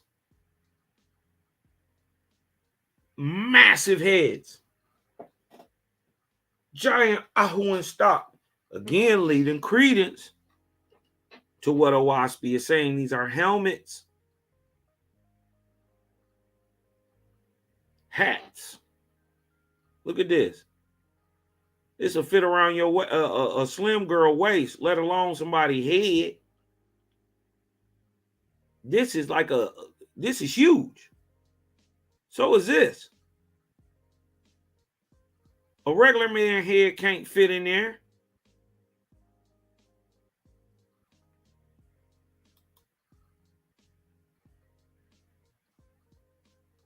Look at the sun god.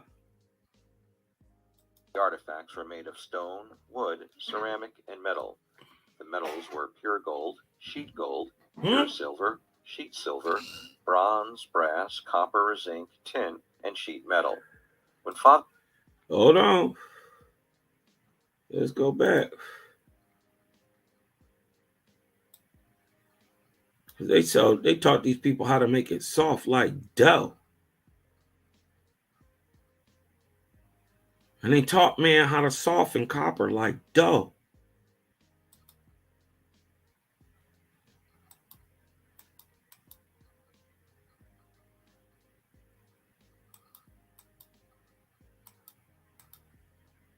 Hold on. metals were pure gold, sheet gold,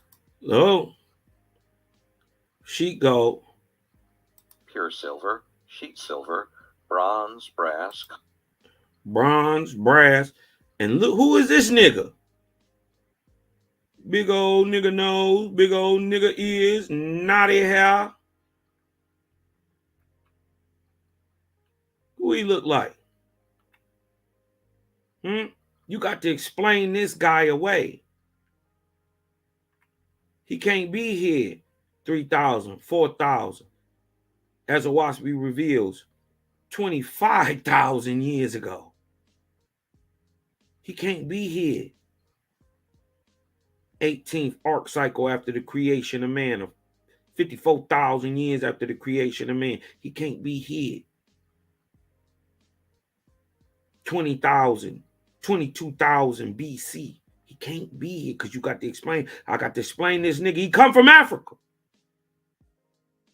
Well, see, they keep your eyes over there, right? They keep you looking over in Africa. They keep you looking over in Africa, so you never worry about your stuff here. We see these people making plates and rooftops and floors and decorations, and they can make it soft and thin and all that, all explained in Owaspi. They say make it soft like dough, and then they just press it. Look at this.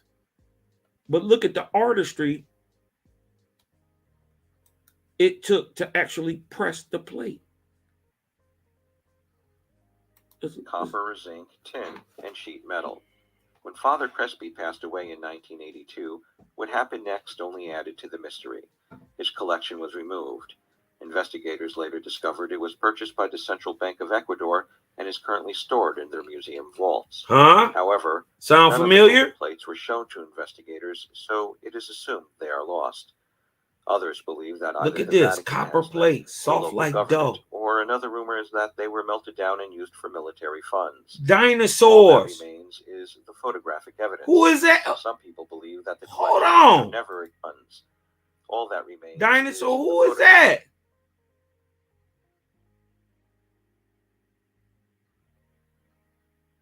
Who is this rocking rough and stuff with the afro puffs?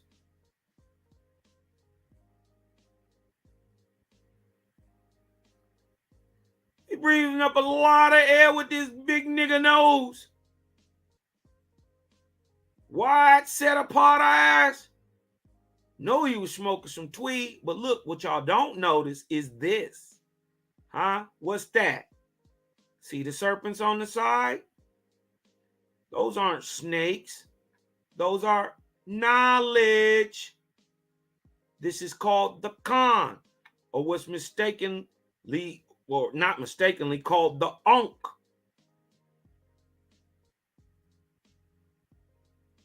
This is the understanding of the Ma and the Ya, the understanding of the Naga, the great serpent.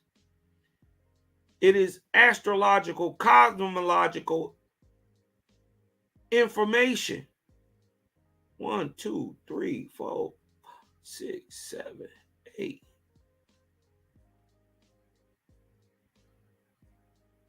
One, 2, 3, 4, 5, 6, 7, 8, 9, 10, 11, 12, 13 faces. 1, 2, 3, 4, 5, 6, 7, 8, 9, 10, 12, 13, 14. This might also be one glyph.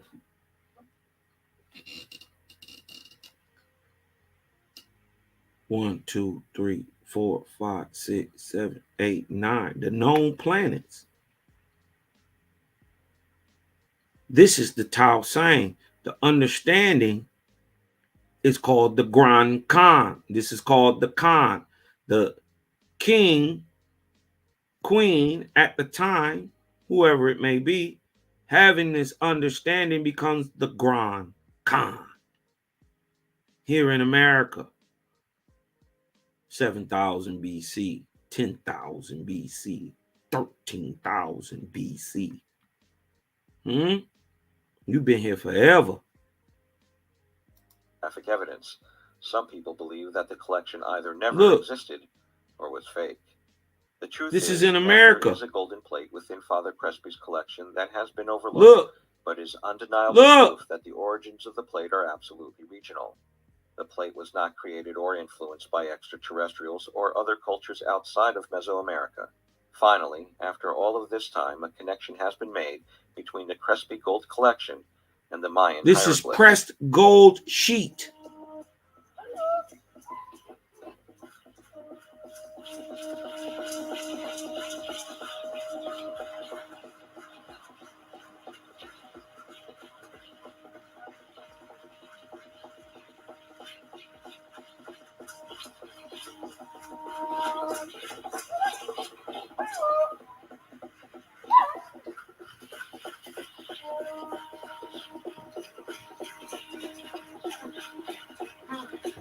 Look at this.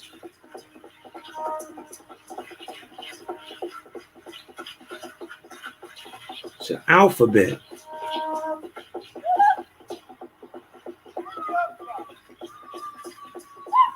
Wow. Who were the Mayans? The Mayan Empire was located in what is now Guatemala. Its greatest influence was reached in the 6th century AD. The Maya had advanced knowledge of architecture, agriculture, art, calendar making, math, pottery, and hieroglyphic writing. Yep. For reasons not yet fully understood, most of the Maya deserted their cities by 900. The Native Americans never lived like this. Historians argue over the this is reasons for the you, fall of the Mayan Empire. Ego Quim. Why has it taken so long This for is this you, one plate to be recognized? sons and daughter of Haonga. Reason, perhaps, is because the plate was never shown to be in the proper position. In order to be connected back to its native language, the plate needs to be in the position as shown in these images.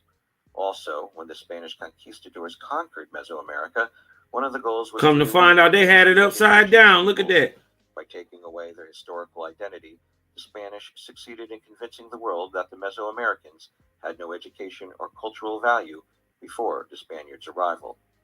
In recent times, however, archaeologists and anthropologists have gained a great understanding and respect for early Mesoamerican civilizations.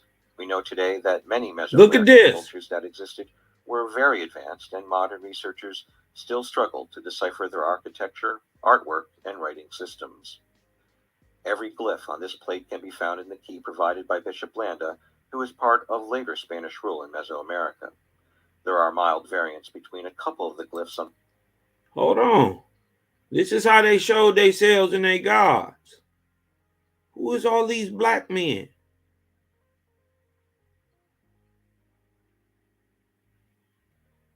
Who is this?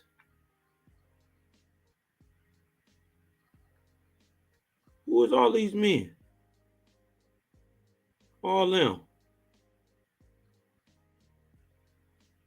Now, mind you, you also got to understand when you say words like Mayan, that the so-called Mayans didn't call themselves Mayans. This is just what white folks have taught us to call these people. They didn't call themselves Mayans. Just like the Indian of Jamaica, right? They keep calling these people Arawaks, right? They keep calling these people these Aboriginal Caribs of America, right? From Jamaica, they call them Arawaks. They're not called Arawak. There's no Arawak Indian. What the people name is the Kalinago, right? White folks call them Arawaks, but why they call them Arawaks? Because the Kalinago in the island of Jamaica or Jamaica specialized in growing these yams and these sweet potatoes. They are called Arawak. That's the name for them. So the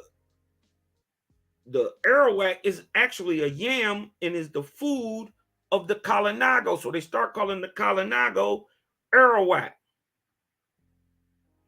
You see? Just like you were Egoquim, but then they start calling you Indian. Then they called you color. Then they called you freedman. Then they called you freeman. Then they called you red man. Then they called you black. Then they called you color and Negro. But in the end of the day, you are what you've always been. Hopa Egoquim, huh? Of one, the creator. You dig what I'm talking about? The law of one. Let's finish this off real quick. Let's get back to this. This is just a little something on the Mayan Codex. We can get into the Balam Pak and the Copan and all these other places and show with these people how these people showed themselves during these times. You dig what I'm talking about? It ain't no thing, but we just want to, the Teos cave served as the ancient school you for know, scribes, go ahead as well and, you as know, for the art of metallurgy. It is possible that the shed a little light on the subject that the historical sister artifacts asked about Spanish would Iwata. not be able to Huh? confiscate them. It is So we gonna uncanny bring how out much of Iwata. Atlantis key appears on the gold plate itself. Perhaps there were some Spaniards who hid some of the gold away, either because they recognized the historical value of the plates, or for greed, with the intent to recover them later, but never did. The last plausible explanation for such an accumulation of varied historical metal artifacts is that they were brought there by floodwaters. Central and South America are subject to monsoons, so perhaps the caves are at the lowest level point in the region in which floodwaters deposit various materials. Gold, being a heavy metal, will sink to the lowest level the first chance it gets. Copper and silver are also heavy metals. We will never know how they got there or where they went after Father Crespi passed away, but now, at least, there is a solid connection to the Mayan culture. So we just wanted to show some of the metallurgy that they have found here in America. You dig what I'm talking about? In the overall validity given in on WASP. Hold on, let me look at this. Let's go a little further in the book, right? I was gonna bring this out the other day, but for some reason it didn't want to let me find it.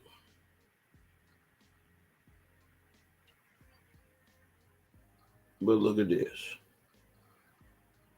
First of all, the law of Iwata, what Iwata taught, is the same thing Abram taught, same thing Po taught, same thing Brahma taught, same thing Moses taught, same thing Yeshua taught, same thing Zarathustra gave to all of them, showing the oneness of the Creator. He don't give no law to one over here on the left, and it's somehow different than the law he given to the on the right. No, this thing has ultimate mechanism. You dig what I'm talking about? I want to show down here a prophecy, right? Given to Iwata, huh? About the people in America, right?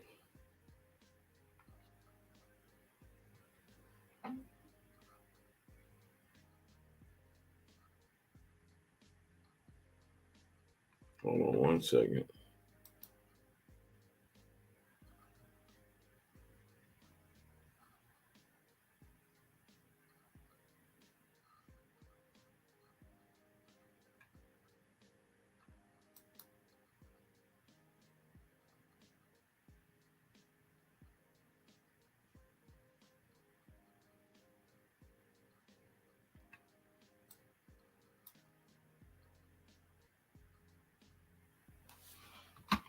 Dig this. This is a prophecy, right? First book of God.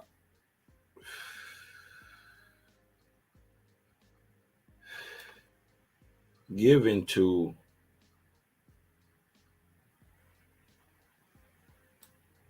Iwata. This is circa 3953 BC. All right? Beginning of the 23rd arc cycle. Arcaspita.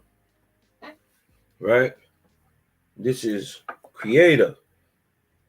You dig what I'm talking about? And God, through the gods, giving a prophecy about the people of America to its first great prophet. Hard is the fate of those who worship one God only. Huh?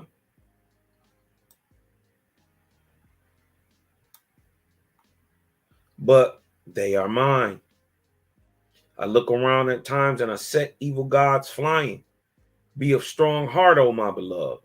Many races will come and go on these lands, but the red man, the copper-colored man, huh, shall possess it, inhabit it, far and near. Huh?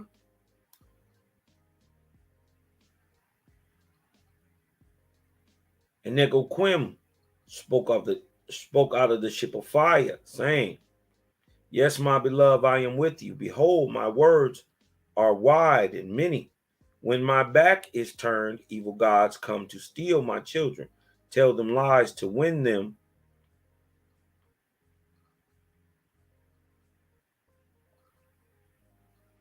Tell them they are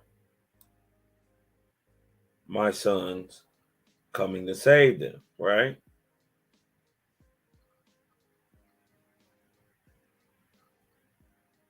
Then another evil god, Christ, was called an evil god by the Indians. Look,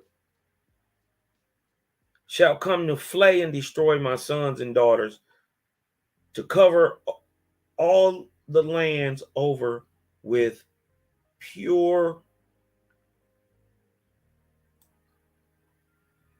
blood.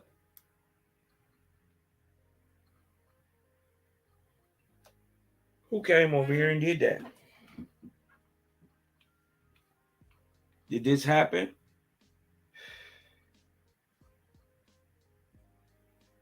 Then I will come again and rout the evil god.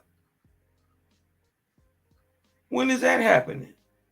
right now and raise up my sons and daughters full of glory. Who?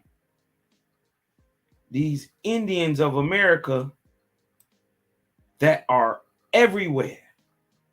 Now, mind you, these are a copper-colored people.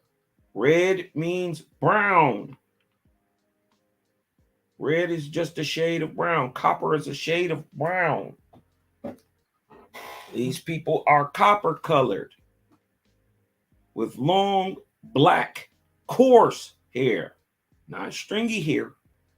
Jehovah said he didn't even leave the hair of the man without proof of his works. Right?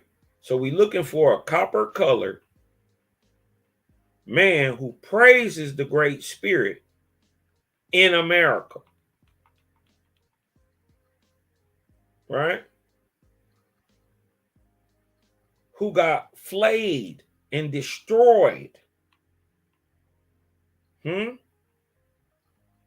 So that takes the Native American out.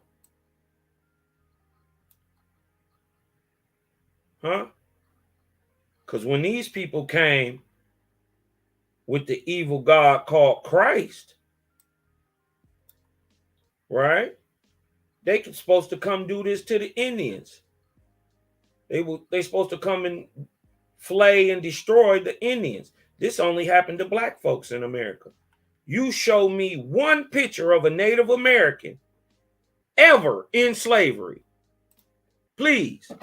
I will cash app anybody, whatever money I got in my cash app. And shout to my sister Kila. One of the twin powers activate.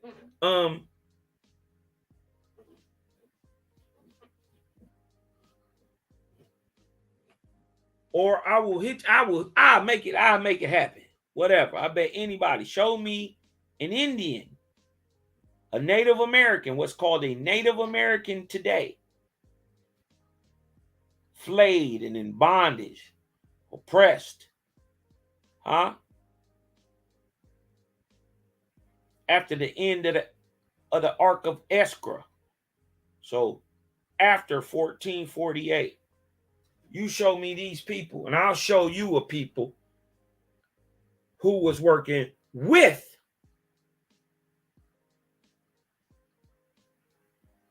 the followers of the false Christ, the people who followed the God who, right? Christ was called an evil God by the Indians. They shall come to flay and destroy my sons and daughters. Who? The Indians. So you telling me ain't no Native Americans was enslaved. As a matter of fact, they enslaved copper-colored indigenous Americans. The European, black and white, enslaved and oppressed the copper-colored American. The African, black and white, enslaved the copper-colored American. The black African ended up getting a raw deal. But that's not till later. And then they actually got a sweet deal. They got a sweet deal because you didn't have to fight for civil rights. You ain't have to get your land took. You ain't have to get your language took. You ain't have to get Christianity impressed upon you. You just came over here and got free homes, a white tax status as a social status. You got free schooling, free dental, free Medicare, and loans for homes and businesses and a certain tax bracket. These are what came with civil rights. Why haven't they been given to the Aboriginal American who was flayed and destroyed?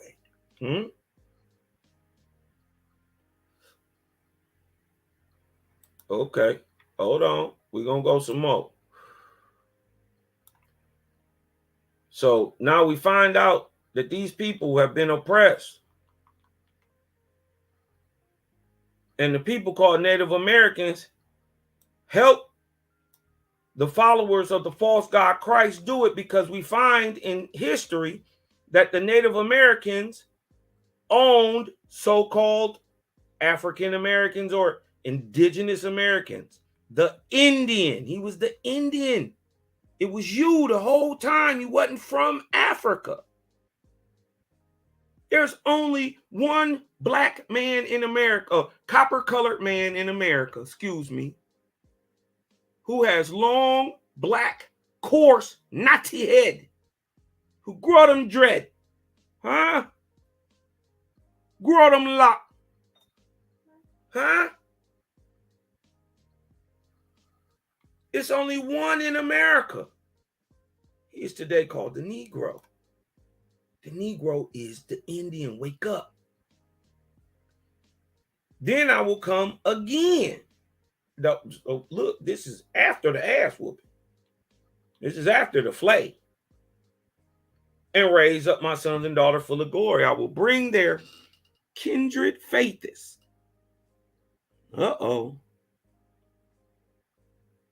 From across the water. A wise speaking people who worship none born of woman.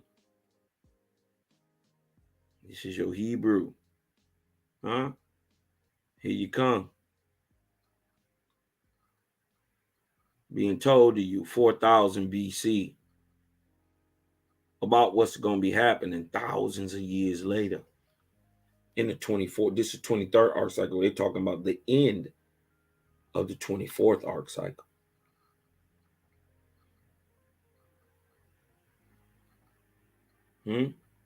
Almost 6,000 years later. I will bring their kindred, faithis, from across the water. But they had faithis, remember,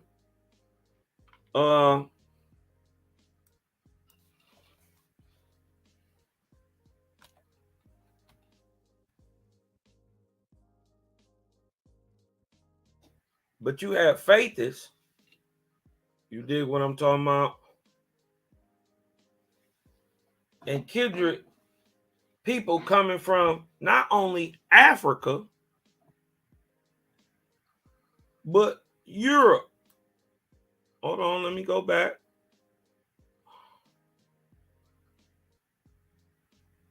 We're going to get into that in a second. Watch this.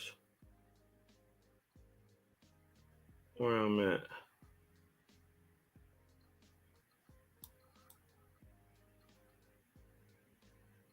I'm 25, 24.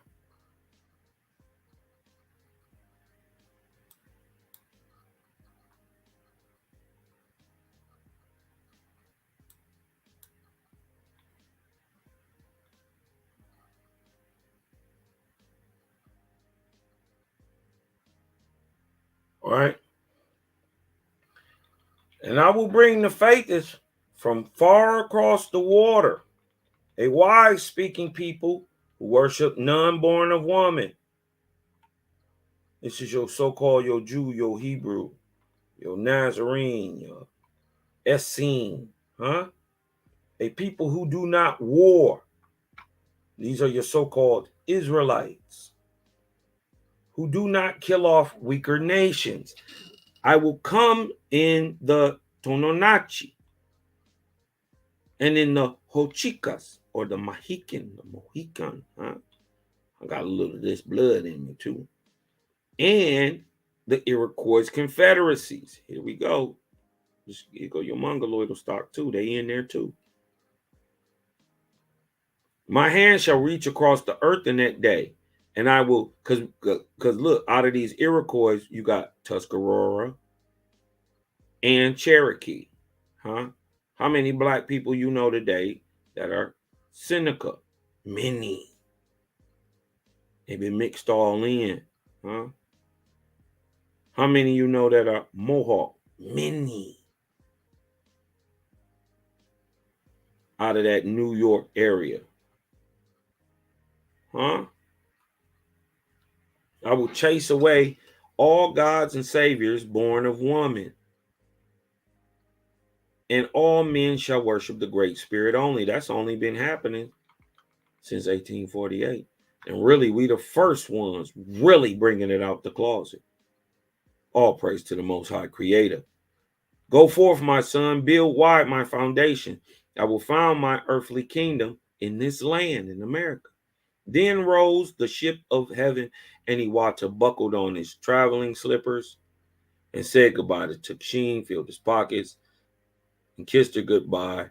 For many years, Iwata traveled over all the regions of Gautama, teaching, gathering together, swearing to people to be forever firm to the Great Spirit, made them swear solemn oaths that never again would they listen to any God except the Creator. Made them swear they would never be caught by another cunning savior like Atura, whose people delight in war. He walked together the frightened tribes and taught them writing. Then we see the writing and engraving. Seen that too. Taught them the secret name of the Great Spirit. Wait a minute, we seen that too.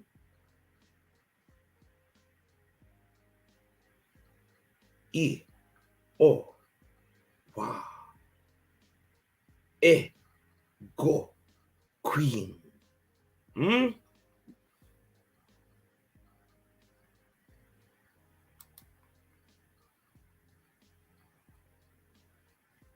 Look what he said.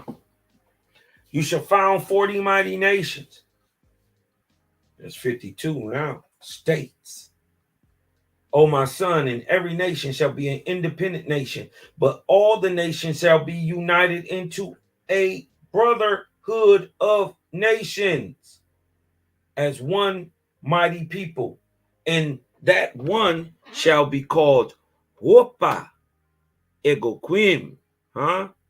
The Union of Indian States was first called as stated, but after it became anglicized or Europeanized, the word, it was called Algonquin. That is, Egoquim eventually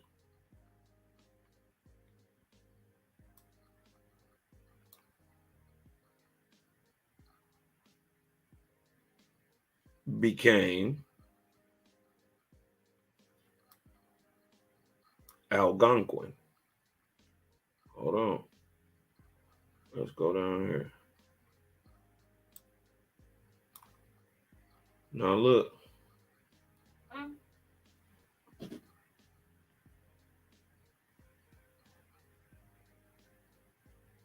So we know what the people is called. These Indians are called Algonquins. Different than, remember he told you he gonna come in with these people too, the Iroquois, but the Mohican and the Huchicas, the Tonachi, are Algonquin people. The Iroquois are different people, but they got it. They the ones keeping some of the many of this American indigenous history alive. Shout to them. You know what I mean? Because we was the people of the book, right? The real Opa Egoquim were being flayed and destroyed. Called Opa Egoquim, signifying one. For when I come in Cosmon, my people shall have many states like yours. Very few states where you don't find no niggas. The Indian is indigenous to America. He is in everywhere from Alaska to Florida, from Vermont to Texas, from Cali to Virginia, in Canada and South America.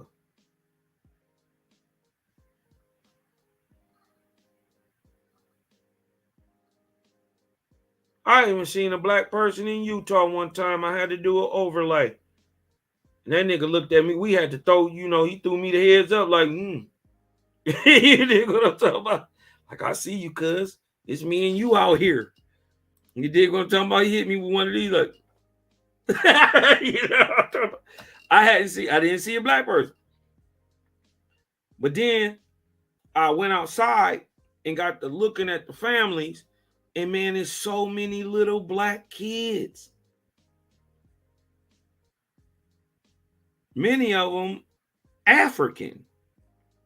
They going to Africa and adopting these kids. They ain't going to the hoods and getting these kids. And the kids would look at you, man. They would look at you and wonder, mouth open, like, I never seen a big one before. You know what I mean? They looking like I never seen a grown one of me. They would just touch me. You know what I mean? Little kids would come up, hold my hand and stuff, and touch my skin and stuff. They was trying to make sure I was just like them. They hadn't seen a grown black man. It was crazy. This is in Utah. Huh? For when I come in Cosmon today, my people shall have many states like yours, and their combination shall be called union, is it not? Signifying one. Build a model for them, O Iwata. For although when they come, they will overthrow your people on the earth. When who come? The people from Europe, the people from Africa, the people from Asia. When they come, they're going to overthrow your people in America. The angels of your holy ones, indigenous. Got to be careful with this word native right here, because at the time, 1882, nobody had even used this word, Native American. There were no Native Americans. This is a term that comes out the 1960s. Look it up. Native American spirits, firm in adherence and obedience to the Great Spirit. But if it was a Native American, the true Native American is the Negro, is the Indian, the Aboriginal, because he the only one copper colored with black coarse head,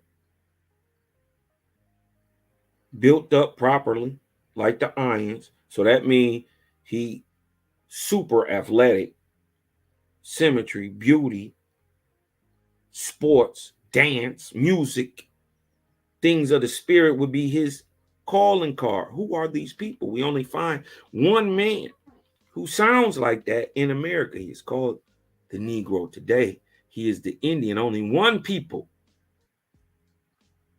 came to America and got overthrown. You didn't get, the Native American didn't get overthrown. He got land that was given to him.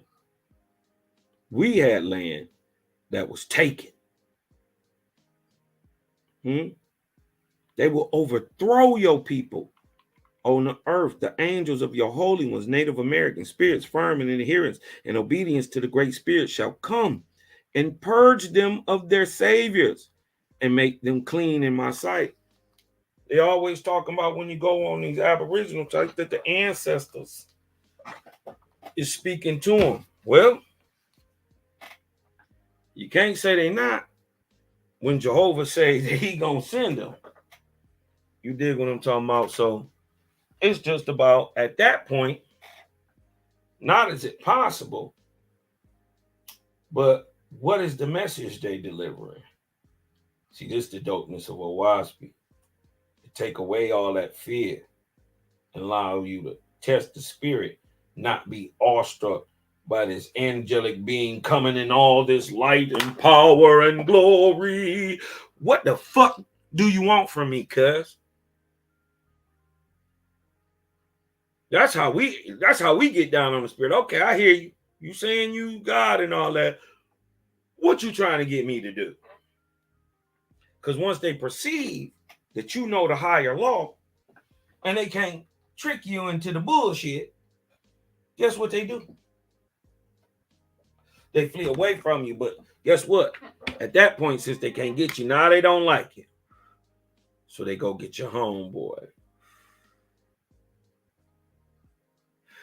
Be careful, man. Be careful. Denny Wata, right? Made the nations, made the states, the confederations, the tribes, got them into one, right? And united them into one mighty people and called them nations Wapaegoquim. And they planted the country over with cornfields and dwelt in peace.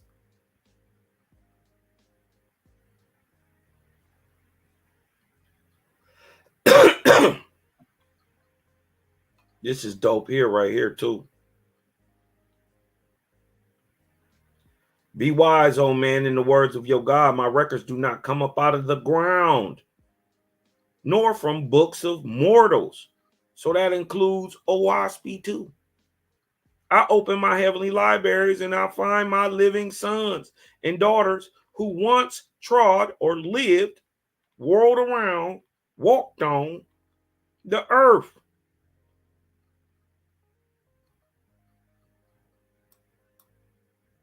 Right?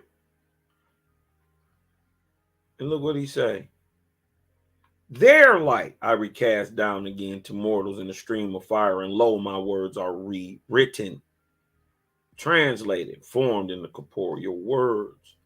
Search for the evidence of my footsteps on earth. Find the people. Huh? Who are the people of today who stand by the Creator? For real, for real. The faithists. The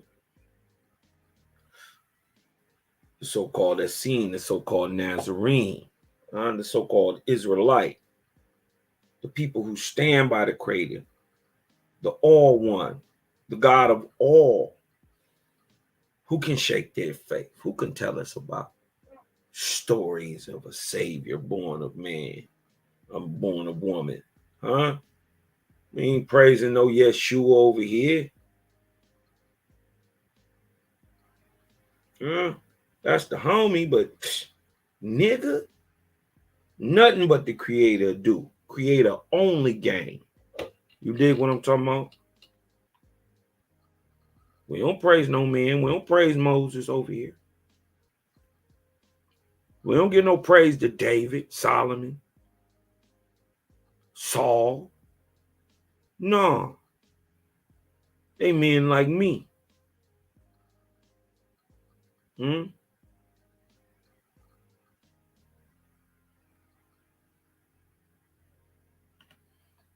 what he said. You have tried to convert my people, all my people.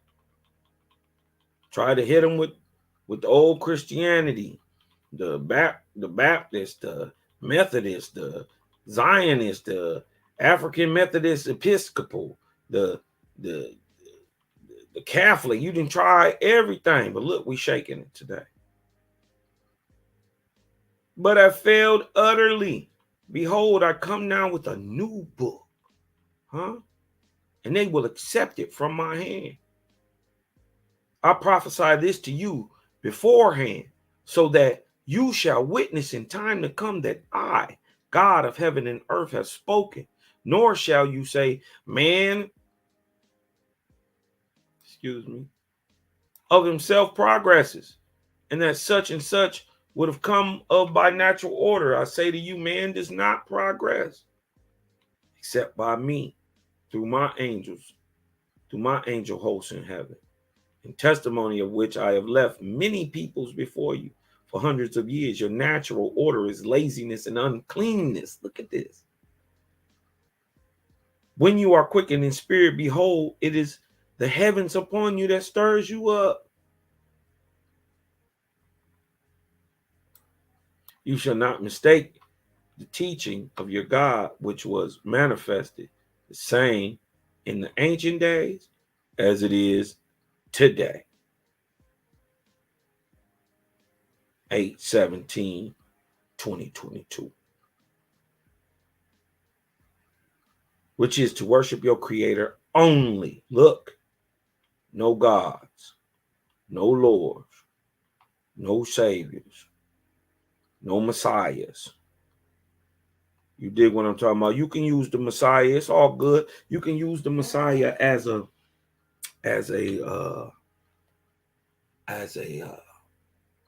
marker. You know what I mean?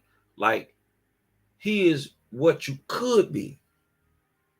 You can heal men. You can cure the sick and allow the blind to see. You dig what I'm talking about? You can do that. And he even admits that the things he does that you can do and also do greater. But look,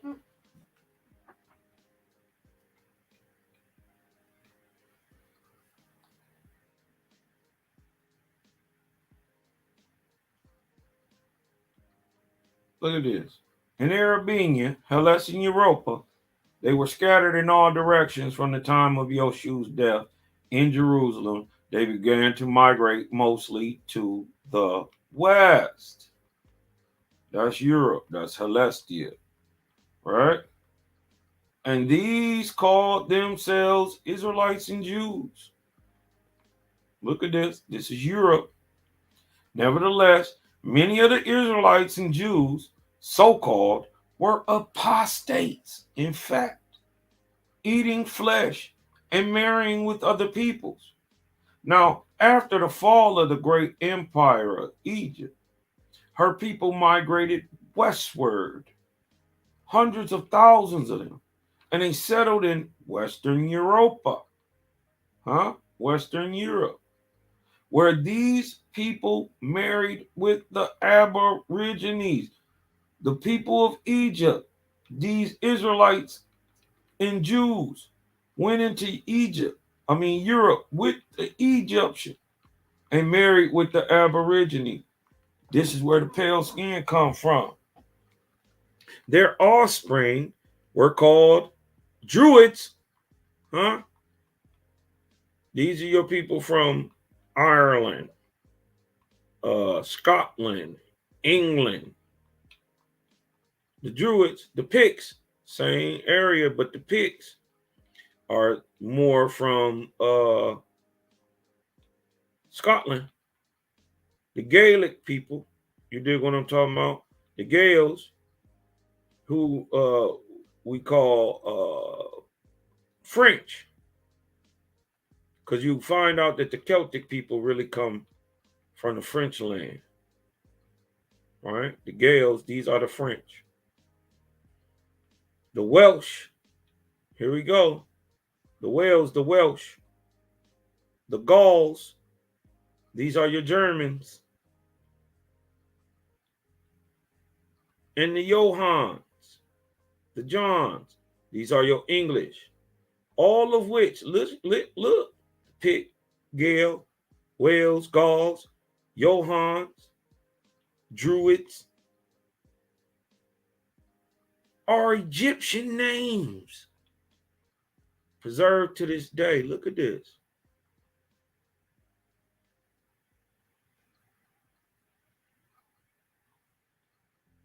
Look at this.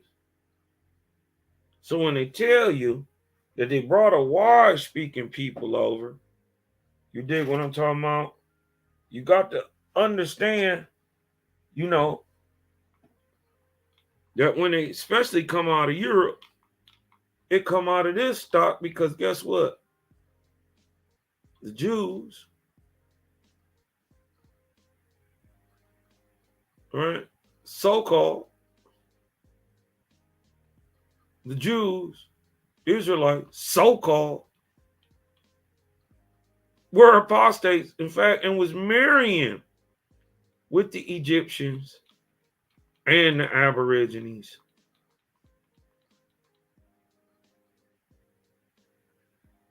and their offspring become white people.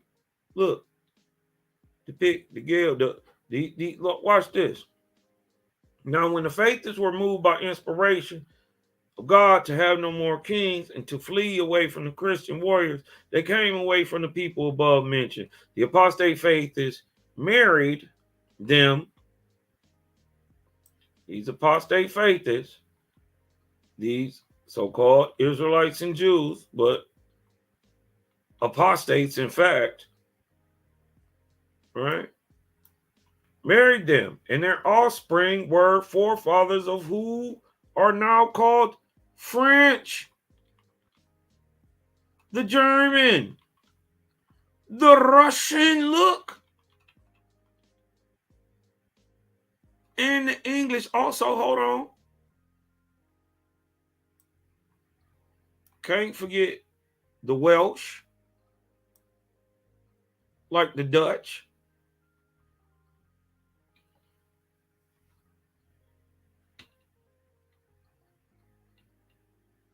Can't forget the Iberian, like the Spanish, Portuguese. But look, God, Son of Jehovah, has said, this is God, Son of Jehovah, at the time of Esra, would have been Lika, Nirvanian chief. Big dog. He super big dog. God, Son of Jehovah, has said, allow the apostates to marry so, for from their descendants I will find a way to raise up disbelievers in the false Christ. And they shall ultimately become believers in Jehovah only. Like you are today. Well, many of y'all got this European stock in you. But when you say European, that don't mean white. Get that out your head. You dig what I'm talking about? We know who the oldest living ancestor of the European found today is. Hold on. Watch this. Let's go and show you a real quick picture. Watch this. Look at the oldest known European.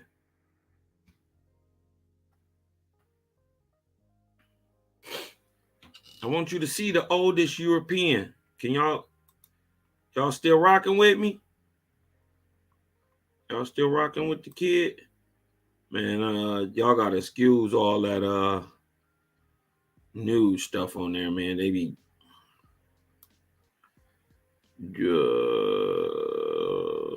say drunk.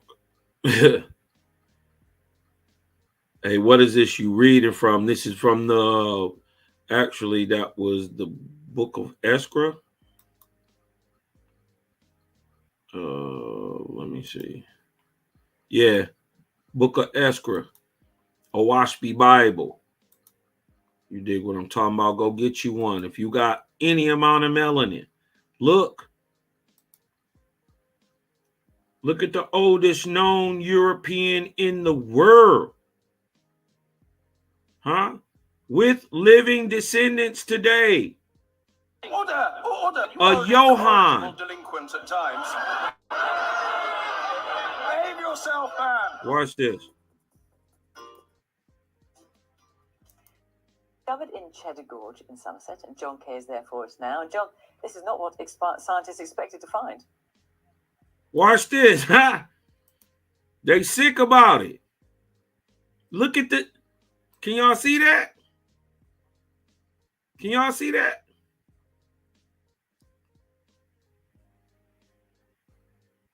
Can y'all see that?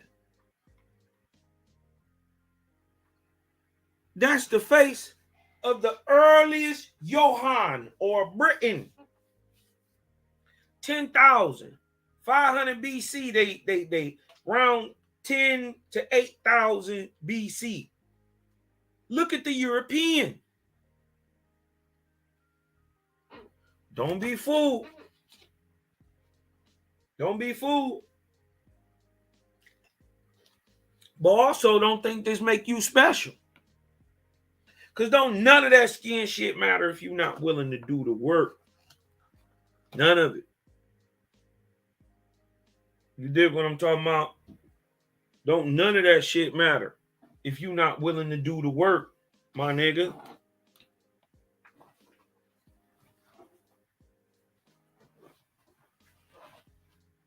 None of it matter. Who cares what you look like if you're a murdering piece of shit? Wouldn't care if you came from the so-called highest kings of America, nigga. You over here raping babies, you a piece of shit. You dig what I'm talking about? But let's look at the earliest white. Look at the white man. This is what I want y'all to see. This the white man. In Somerset, and John Kay is there. Look, they sick about it too. Watch. Scientists expected to find. Not quite what they expected to find, huh? Those scientists and people around Because they tried to. very excited. They tried to whip it up, make it look like it was something else. But nah. Undiscovered in this cave beneath Cheddar. Nah. This replica is how we've tended to think of him, as a skeleton, as a pile of bones. But now we can see him almost as a real life human being. 1, 2, 3, come on. Putting flesh on his bones. Look at the this. face of Cheddar Man finally revealed. By extracting his DNA and scanning his skull, experts say they've created him in unprecedented detail. And he looks very different from what they were expecting. The hair, the face, that combination. I bet he do. Dark skin, really very striking. Something we wouldn't have imagined. And to also get from the DNA, details of his biology, the fact that he couldn't diagnose. I bet he do look different than what you thought. Really, with the advent of farming, and 10,000 years ago, people in Britain didn't have that. Look how he's changed. This is what scientists used to think was a reconstruction from 20 years ago. Hey, but look, don't he look like the Native American? Man and I share a common female relative. This is modern day Cheddar Man. Adrian Target lives in the same village. Look, hold on. Developed. Cheddar Man and I. Look how he's. Look. Who he look like? Remember, I keep telling you, many of these Asians, right? The so-called Native American come fresh out of Europe. These are many of your Vikings and Visigoths and also people of Spain, your raiding tribes. Many are Dutch, Welsh. You dig what I'm talking about? As I roll up my splipper-ting. You dig what I'm talking about? But look, hold on. Look what, hold on, this is Cheddar Man. Black dude, darker than me.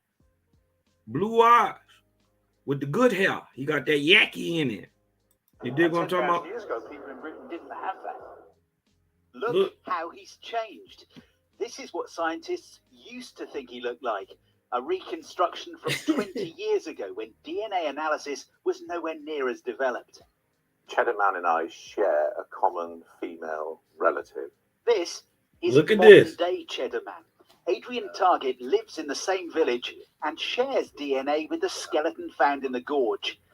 So, time to meet his ancestor.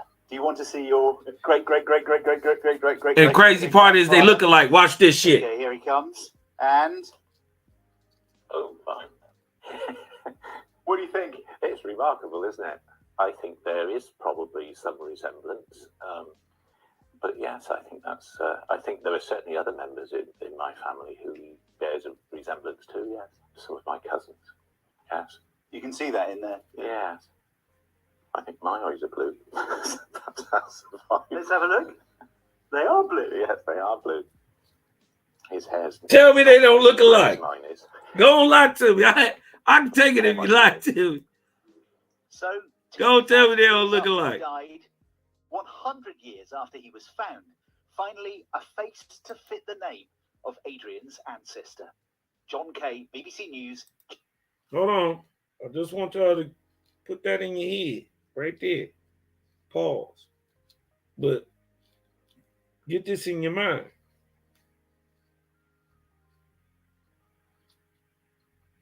Look at Europe. Then 8,000, 10,000, 7,000. Shit. Today said till Egypt fall, that's 1,000. Egypt don't fall till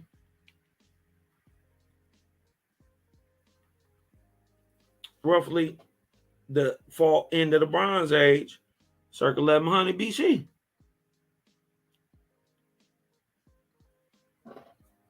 But then we got another influx of, during the times of the kings of Jews, which is circa 1140, 1100 BC, or the time of Esdras, going into Europe with them. And then we find it again later on when Jerusalem is being smashed, right? After the time of Yoshu, they dipping back into Europe. You dig what I'm talking about? These Jews, so-called Jews. And what does it say? Apostates, right? What they call them? Nevertheless, many of the Israelites and Jews, so-called, were apostates, in fact.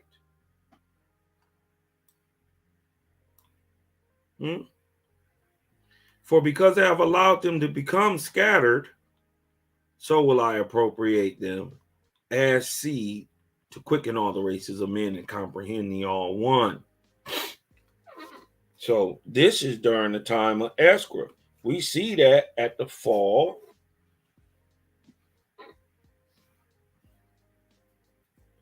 of Egypt.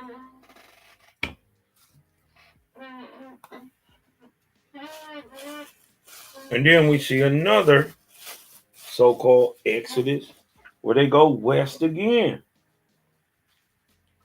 circa 70 AD. Huh? Here to say people only the colors they are because you can mix. Y'all the same thing. That's what people gonna end up learning in the day, irregardless of your skin tone. You still only a man and ain't no better than nobody else. And actually come from the same genetic stock. Because you was at a bottleneck of 12,420 people, only being the only people on this fucking planet. You was at a genetic bottleneck. You come out of one place, and it is no longer above the water. This is where you get your stories and myths of Atlantis and Lemuria and Mu. That shit is Pan. It's Waga. It's the start. But the finish. The finish. That's going to be right here in Guatemala in America. You dig what I'm talking about? So they said they brought their wives speaking. Brother. Over here. Oh, shit.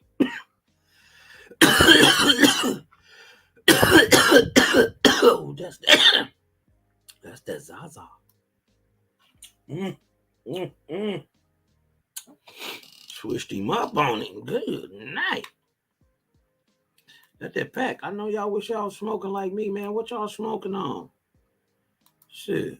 Where y'all at, man? What y'all smoking on tonight? It's getting a little late. What time is it? It's 1:30. You know what I mean?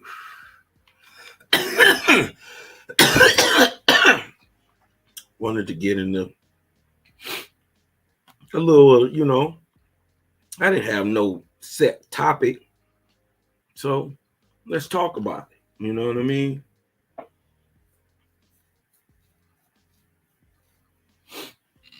And two of the goats said she got some good. I don't know. It's probably some good. She out there out west. But boy, this pressure. Ooh wee. Yep, I see you. You go a pat on the back. Let it loose, puff, and breathe. Oh man, this thing fighting back. It's hitting me. It ain't my fault. I shouldn't grow it that good. Jaja gave me these skills. Huh? One day we gonna teach the babies. With as much care as we grow our marijuana, we gonna grow our food. You dig what I'm talking about? People gonna see the difference in the quality. Because if we took as much care of our food and used as good products to grow our food as we do our bud, bro, we would have so much food. It'd be so much extra. Next summer, anybody in Michigan, y'all come up, man. The Farmers Not Felons will be up and running. Shout out to TCB Youth Mentoring. We're getting everything together. We're going to be building gardens in poor neighborhoods, underdeveloped neighborhoods, food deserts. You dig what I'm talking about? We're going to teach the kids in the neighborhood how to grow so you ain't never hungry. And then that you can take this skill on into farming and other agricultural venues. You dig what I'm talking about? Or even get into the medical marijuana field, because now you have a true skill that can only be bettered in time. You can never lose it. It's like riding a bike. Once you learn how to ride a bike, you never really lose that. You now have a skill. You dig what I'm talking about? So Farmers Not Felons jumping off next year. You dig what I'm talking about? We're gonna be fully nonprofit, and we're gonna be able to give out that that federal and state tax exemption. So y'all come on in with your donations. We gonna get it all right for you. We gonna lay it all out for you. Show everything is fair and square. You can go look up on wherever you need to look to make sure you feel comfortable about. And see, I'm not even necessarily asking for money. Do you have 35 shovels that you can donate? Do you have a metric ton of good dirt? Do you have heirloom seeds? You see what I'm saying? So, and many of these things could be written off on your taxes, man. Farmers Not Felons, FOF. We teaching the shorties how to grow their own food so you can't never starve. How to even make them out of making products out of what's right around you. How to make the plants grow basically off 3 major chemicals: nitrogen, phosphorus, and potassium. NPK. You dig what I'm talking about? And the rates and ways of decay, and also giving to the plant, showing which types of microbials help toward feeding a plant, like mycorrhiza, azomac. You dig what I'm talking about? Things like that. How they help a plant. How do you prep dirt? How do you make do you grow fully organic? How do you start it's skipping my mind right now. Composting. You know, what to put in it, what not to put in it. Should you put feces around your plant to grow? Is there a certain type?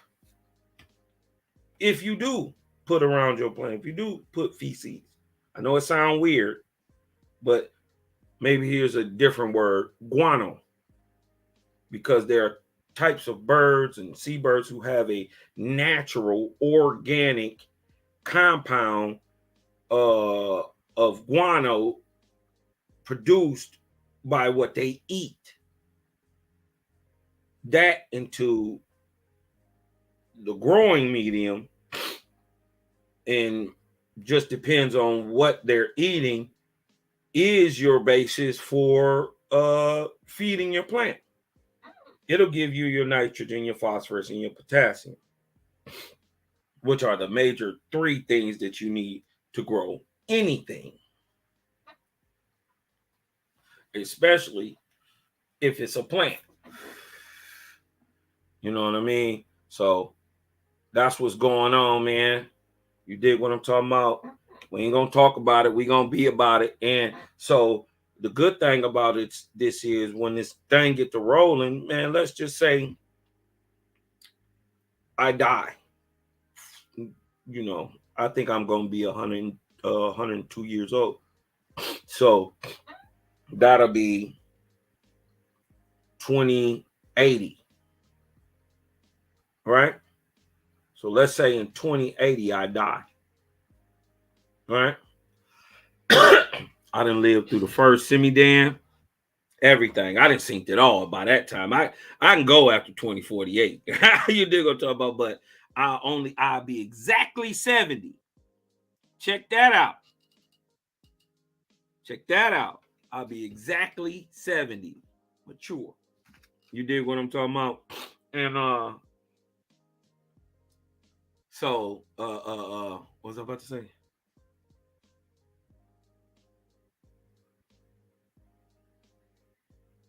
The nonprofit, the structure that I'm gonna leave up, the land, you dig what I'm talking about? I'll be able not only to pass it down to my babies, you dig what I'm talking about, who of course will have full use and run, you dig what I'm talking about, but what I'm saying is this is for all the babies. And it's gonna work. You dig what I'm talking about? After I'm gone. I want to set up a system, you dig what I'm talking about, to help man help himself. Huh? Oh yeah. Cosmon Farms, baby. It's coming. You dig what I'm talking about? Jehovih Farms. It's coming.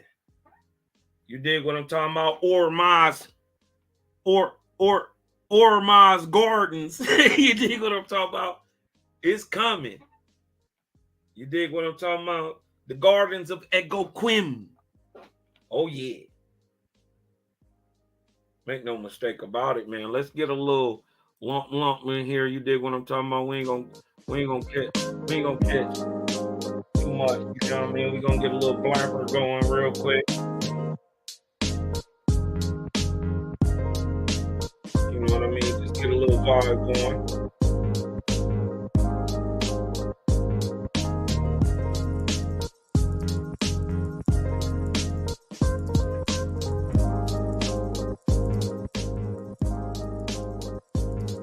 Listen to this.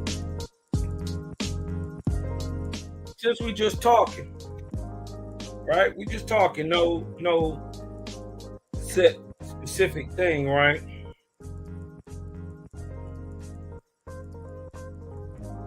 And the commentary in on WASP, dog. Dig this. Volume 1, page 255. The opinion of Sir Walter Jones, I think that is Sir W. Jones, Walter Jones, and Mr. Maurice, that a nation of blacks formerly ruled over all Asia, and the other circumstances where the black color occurred in various ways. And now I think we will be prepared for a few questions for which I have been from the beginning paving the way. May not this nation have been a nation of black Buddhists? He asking the question. Wouldn't they have been a bunch of black Buddhists? May not this nation have been a nation of black Buddhists? May not the peaceable religion of the curly-headed Buddha have pervaded and kept in peace for many generations, of which we have no history, the whole of Asia? May not the people professing it have been the Pali or the Palestini of Mr. Maurice and Sir William Jones, or the Shepherd Kings, look at this, or Cushites, of whom so much has been said? Sir Walter Jones thought the seat of this empire may have been Sidon.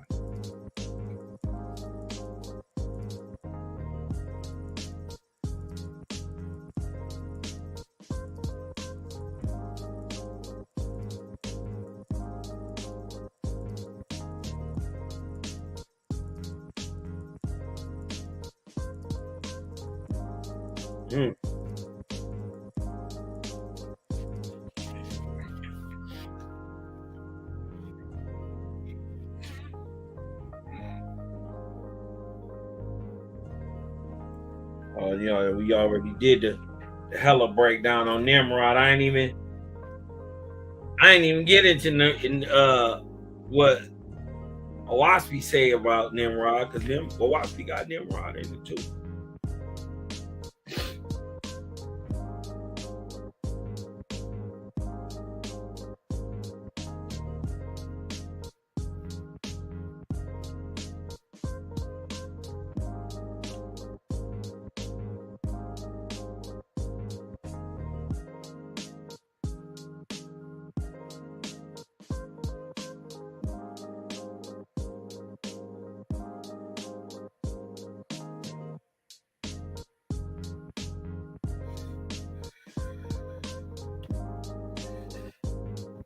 Owaspy Commentary, Volume 1, page 375. Right?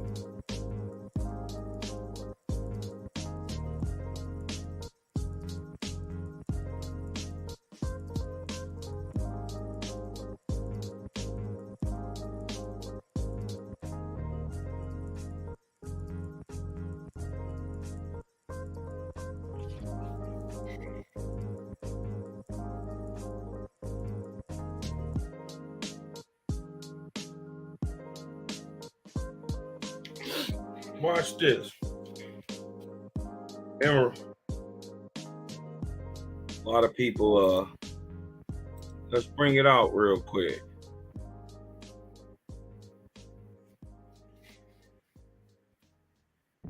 You dig what I'm talking about? I suspect with Nimrod that Rama, and this also has to do with Hindus being all the way in England and Ireland and Italy. You dig what I'm talking about? But I suspect with Nimrod that Rama, so common both in India and Syria, was the same as Roma, the city of Roma, Rama, Nimrud.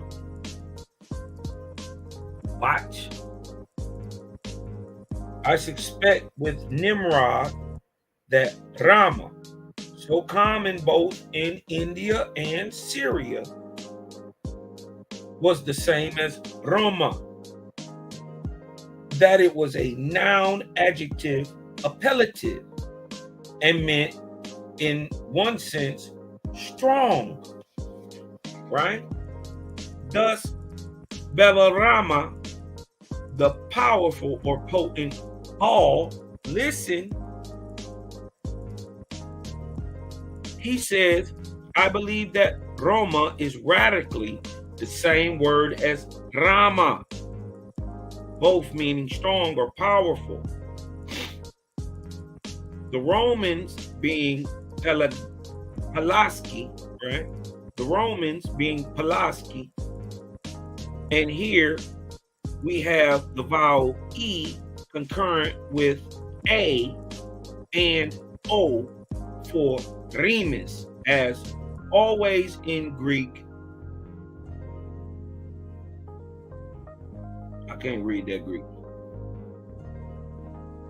And the name Romulus, on the contrary, was sometimes expressed Remulus. Livy gives me further confirmation by deriving Ramnesses as Romulo.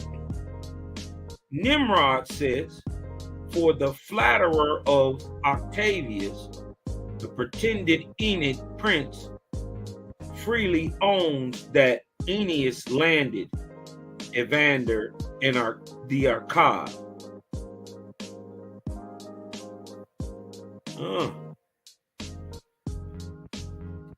Evanderus Romani, conductor Arcus, conditor Arctus. Oh, that's what he's saying. The pretended Aeneid prince freely owns that when Aeneas landed Evander the Arcade. Evander Romanus Conditor Arcus. Okay, that's his title and name. Was already established at Mount Palatine. Nay, even he displayed to Aeneas the ruins of yet another older city.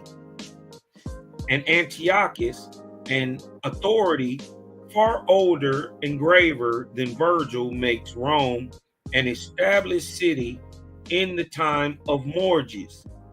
Nimrod then compares to Cloquet. Nimrod then compares to Cloquet, to the labyrinths of Egypt, etc., and the caves of Elora, and observes, that these things are inconceivable and mark an astonishing state of society. This is indeed very true, and the history and date of it is that of which we are in search.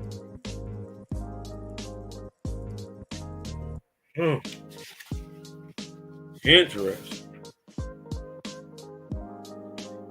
Now, this is also another thing Owaspi opened my mind up on, as in when they're talking about Hercules and a time of Hercules, or when you're talking about Bacchus. You dig what I'm talking about? They're actually, when they're deifying these men, they're talking about the sun in certain arc cycles, or in certain astrological and cosmological dispensations in time.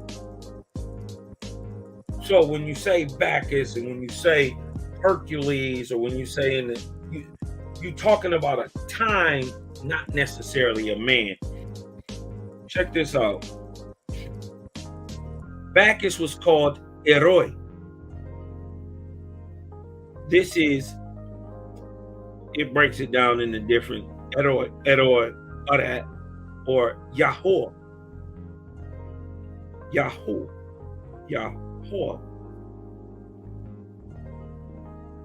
the same as the IE on the temples of the Delphian Apollo.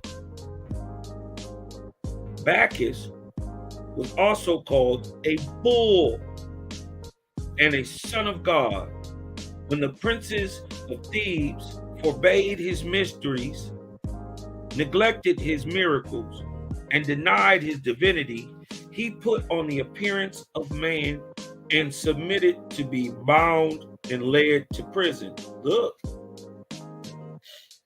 he was exposed by his grandfather, King Cadmus, was preserved in an ark and nursed in a cavern by Rhea, the mother of God. Bacchus was twice born, was represented at the winter solstice as a little child, born 5 days before the end of the year. Listen, on his birth, a blaze of light shone round his candle. The Romans had a god called Quirinus. He was said to be the brother of Bacchus. His soul emanated from the sun and was restored to it. He was begotten by the god of armies upon a virgin of the blood royal and exposed by order of the jealous tyrant Illumius, and was preserved and educated among shepherds. He was torn to pieces at his death when he ascended into heaven, upon which the sun was eclipsed or darkened. Bacchus's death and return to life were annually celebrated by the women of Delphi. This return was expected by his followers when he was to be the sovereign of the universe. He was said to sit on the same throne as Apollo. Well, we know that there's a true Apollo and been millions of fake ones. So we take that right there with a grain of salt. He was 3 nights in hell.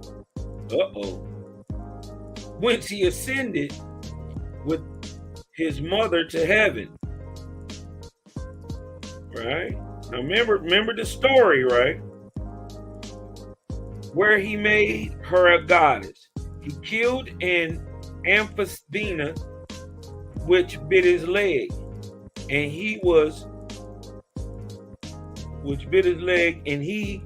with several other gods drove down the giants and with serpents' feet. So there were giants with serpents' feet who had made war against heaven.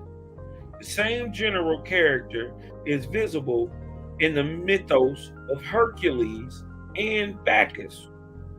Hercules was called a savior. He was a son of Jove, Dias, Zeus, same thing, by the virgin Prudence. He was called the universal word. He was reabsorbed into God. He was said by Orpheus to be self-produced, the progenitor and ruler of all things, and the father of time. Bacchus, the bull, is the sun in Taurus. Hercules, the lion, is the sun in Leo. These stories are old.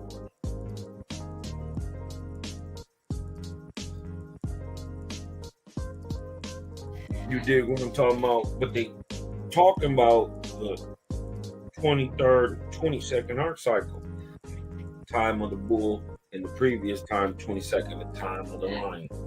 So You dig what I'm talking about? Touching right into the times. Listen, this Owaspy is crazy. You dig what I'm talking about? This thing is nuts. You dig what I'm talking about? One of the names of Buddha is Jane or Jane Essa. And it has been clearly shown by Sir Walter Jones that the mythology of Italy was substantially the same as that of Hindustan. Listen. These gods was powerful. And for many years, they ruled over vast areas. And then remember, it's the heaven over the area. They don't give a damn that Egypt sit next to Jerusalem, sit next to, you dig what I'm talking about? All the way up to Turkey. It don't matter that it goes to Syria. None of that. They just blanket the whole area. This man.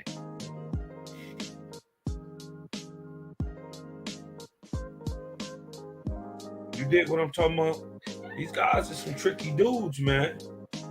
You know what I mean? Look at this. Look at this. And I have proved their ancient languages the same. The Italian language is ancient Hindustan. Such being the ease, it seems highly probable that the Oriental Jain ought to be identical with the Western Janus.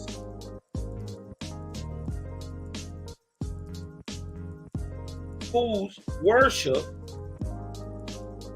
like that of Suman, the Romans apparently borrowed from the Etruscans,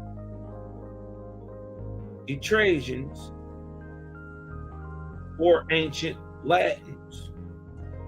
To this opinion, I am equally led by similarity of appellation and by unity of character.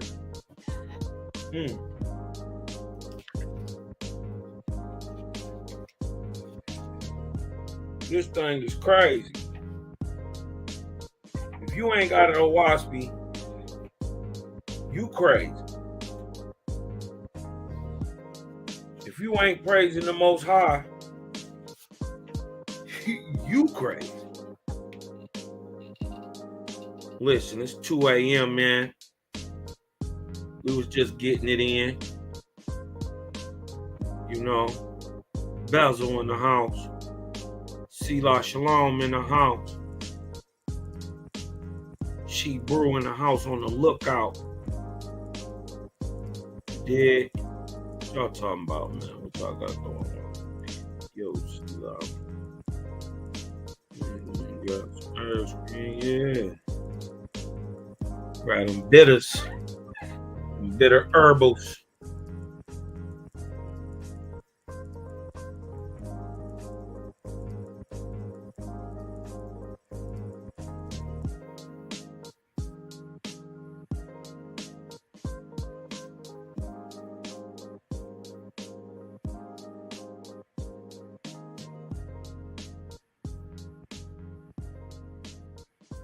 Yo, on the lookout, say we don't have to wait until Friday or Saturday no more to get our jam on. Cosmon's Night Lounge over here. Yeah, let's get some knock on that. As a matter of fact, with that being said, we're going to go and blast off into space. Just for a second, man. Get us a good vibe on. Roll it up, light it up.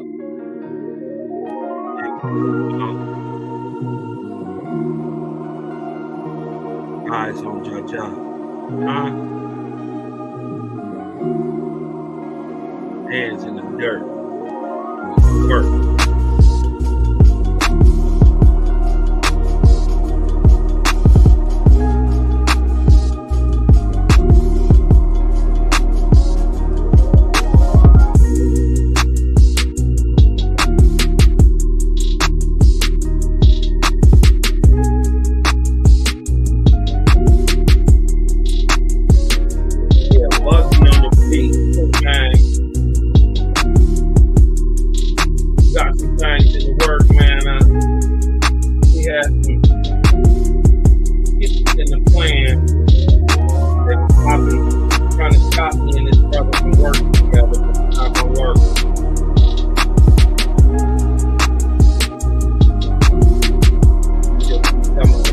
mean? Light and Dark album coming soon. As above, so below, Coke baby. My gal, dad. I'll direct that thing. Make this compilation coming after that.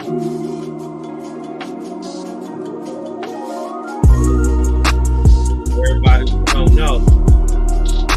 Everybody who don't know, don't learn. Make the realest in the world. When I say real, I mean in the fact of we understand creation.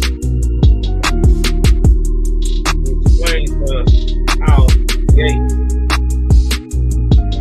So we overstand reality. We overstand reality makeup. Vortex, man. All expand. All expand.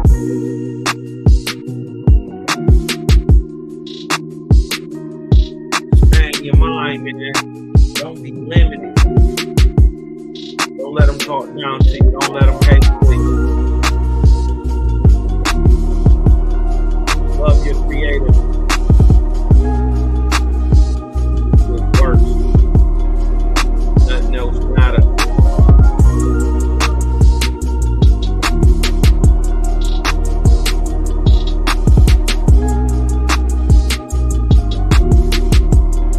That freeway music, it's that lyric roadway music.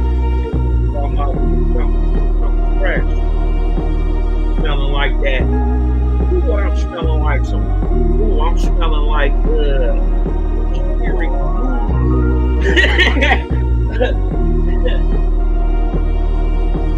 Eric Planet water. You dig what I'm talking about? I'm coming down. You dig what I'm talking about? Off that zesty clean with the butter boy. I hop into the Maybach Advance. Turn this thing up, you dig what I'm talking about?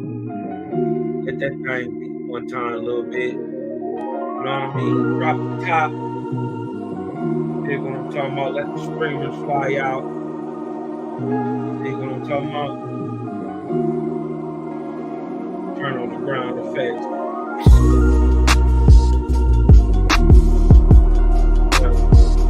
Hear the scale light up.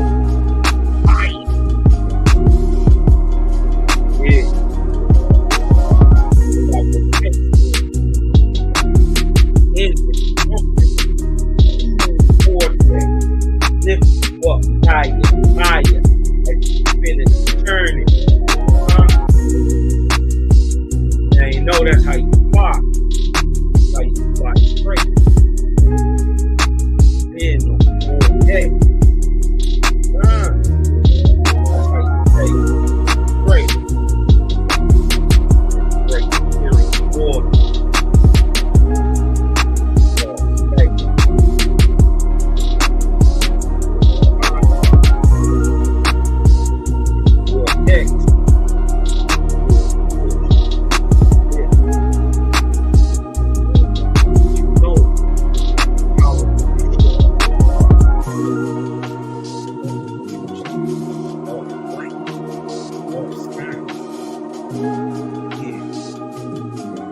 Great. Turn my flames up.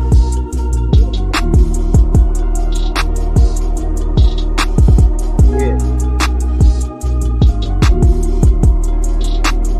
Let the heavenly host swing out the back of this thing. You hear that music come down the etheric roadway.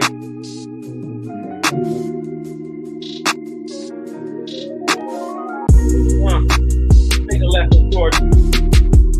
Stop us. Pick up the homeless block. Then I double back.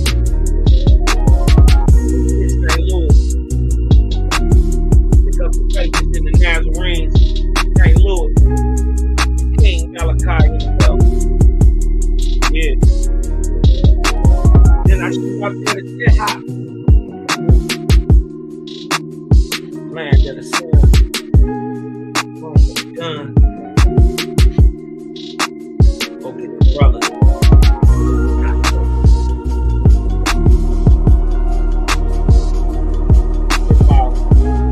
West Coast.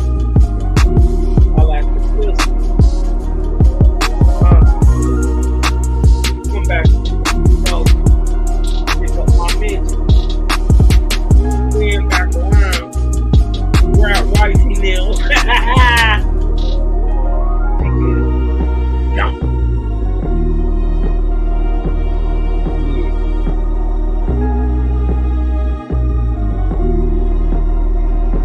Man, your mind, man. Love your creator, man. Breathe in. Let the light in. Cause I'm Cosmon. And I'm out.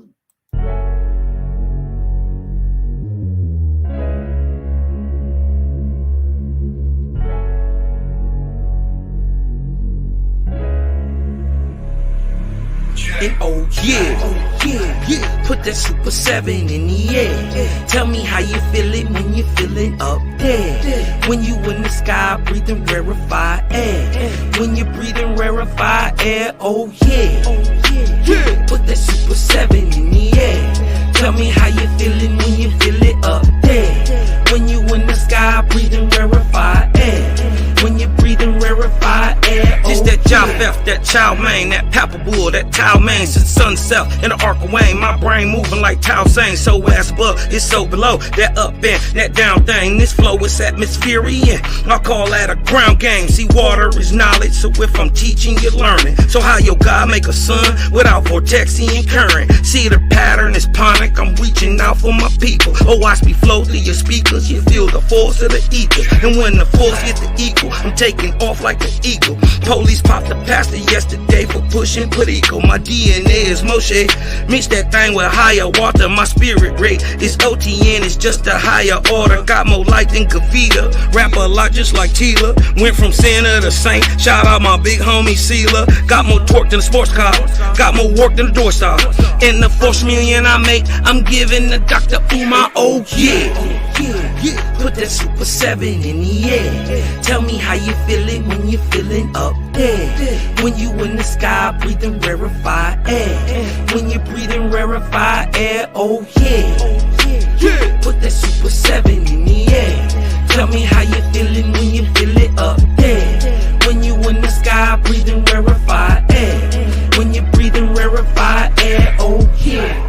Super 7 in my rites and ceremonies. I'm married to Jehovah, holy matrimony. Confucius say, in the words of Caillou, before you hit the tomb, be a bridegroom.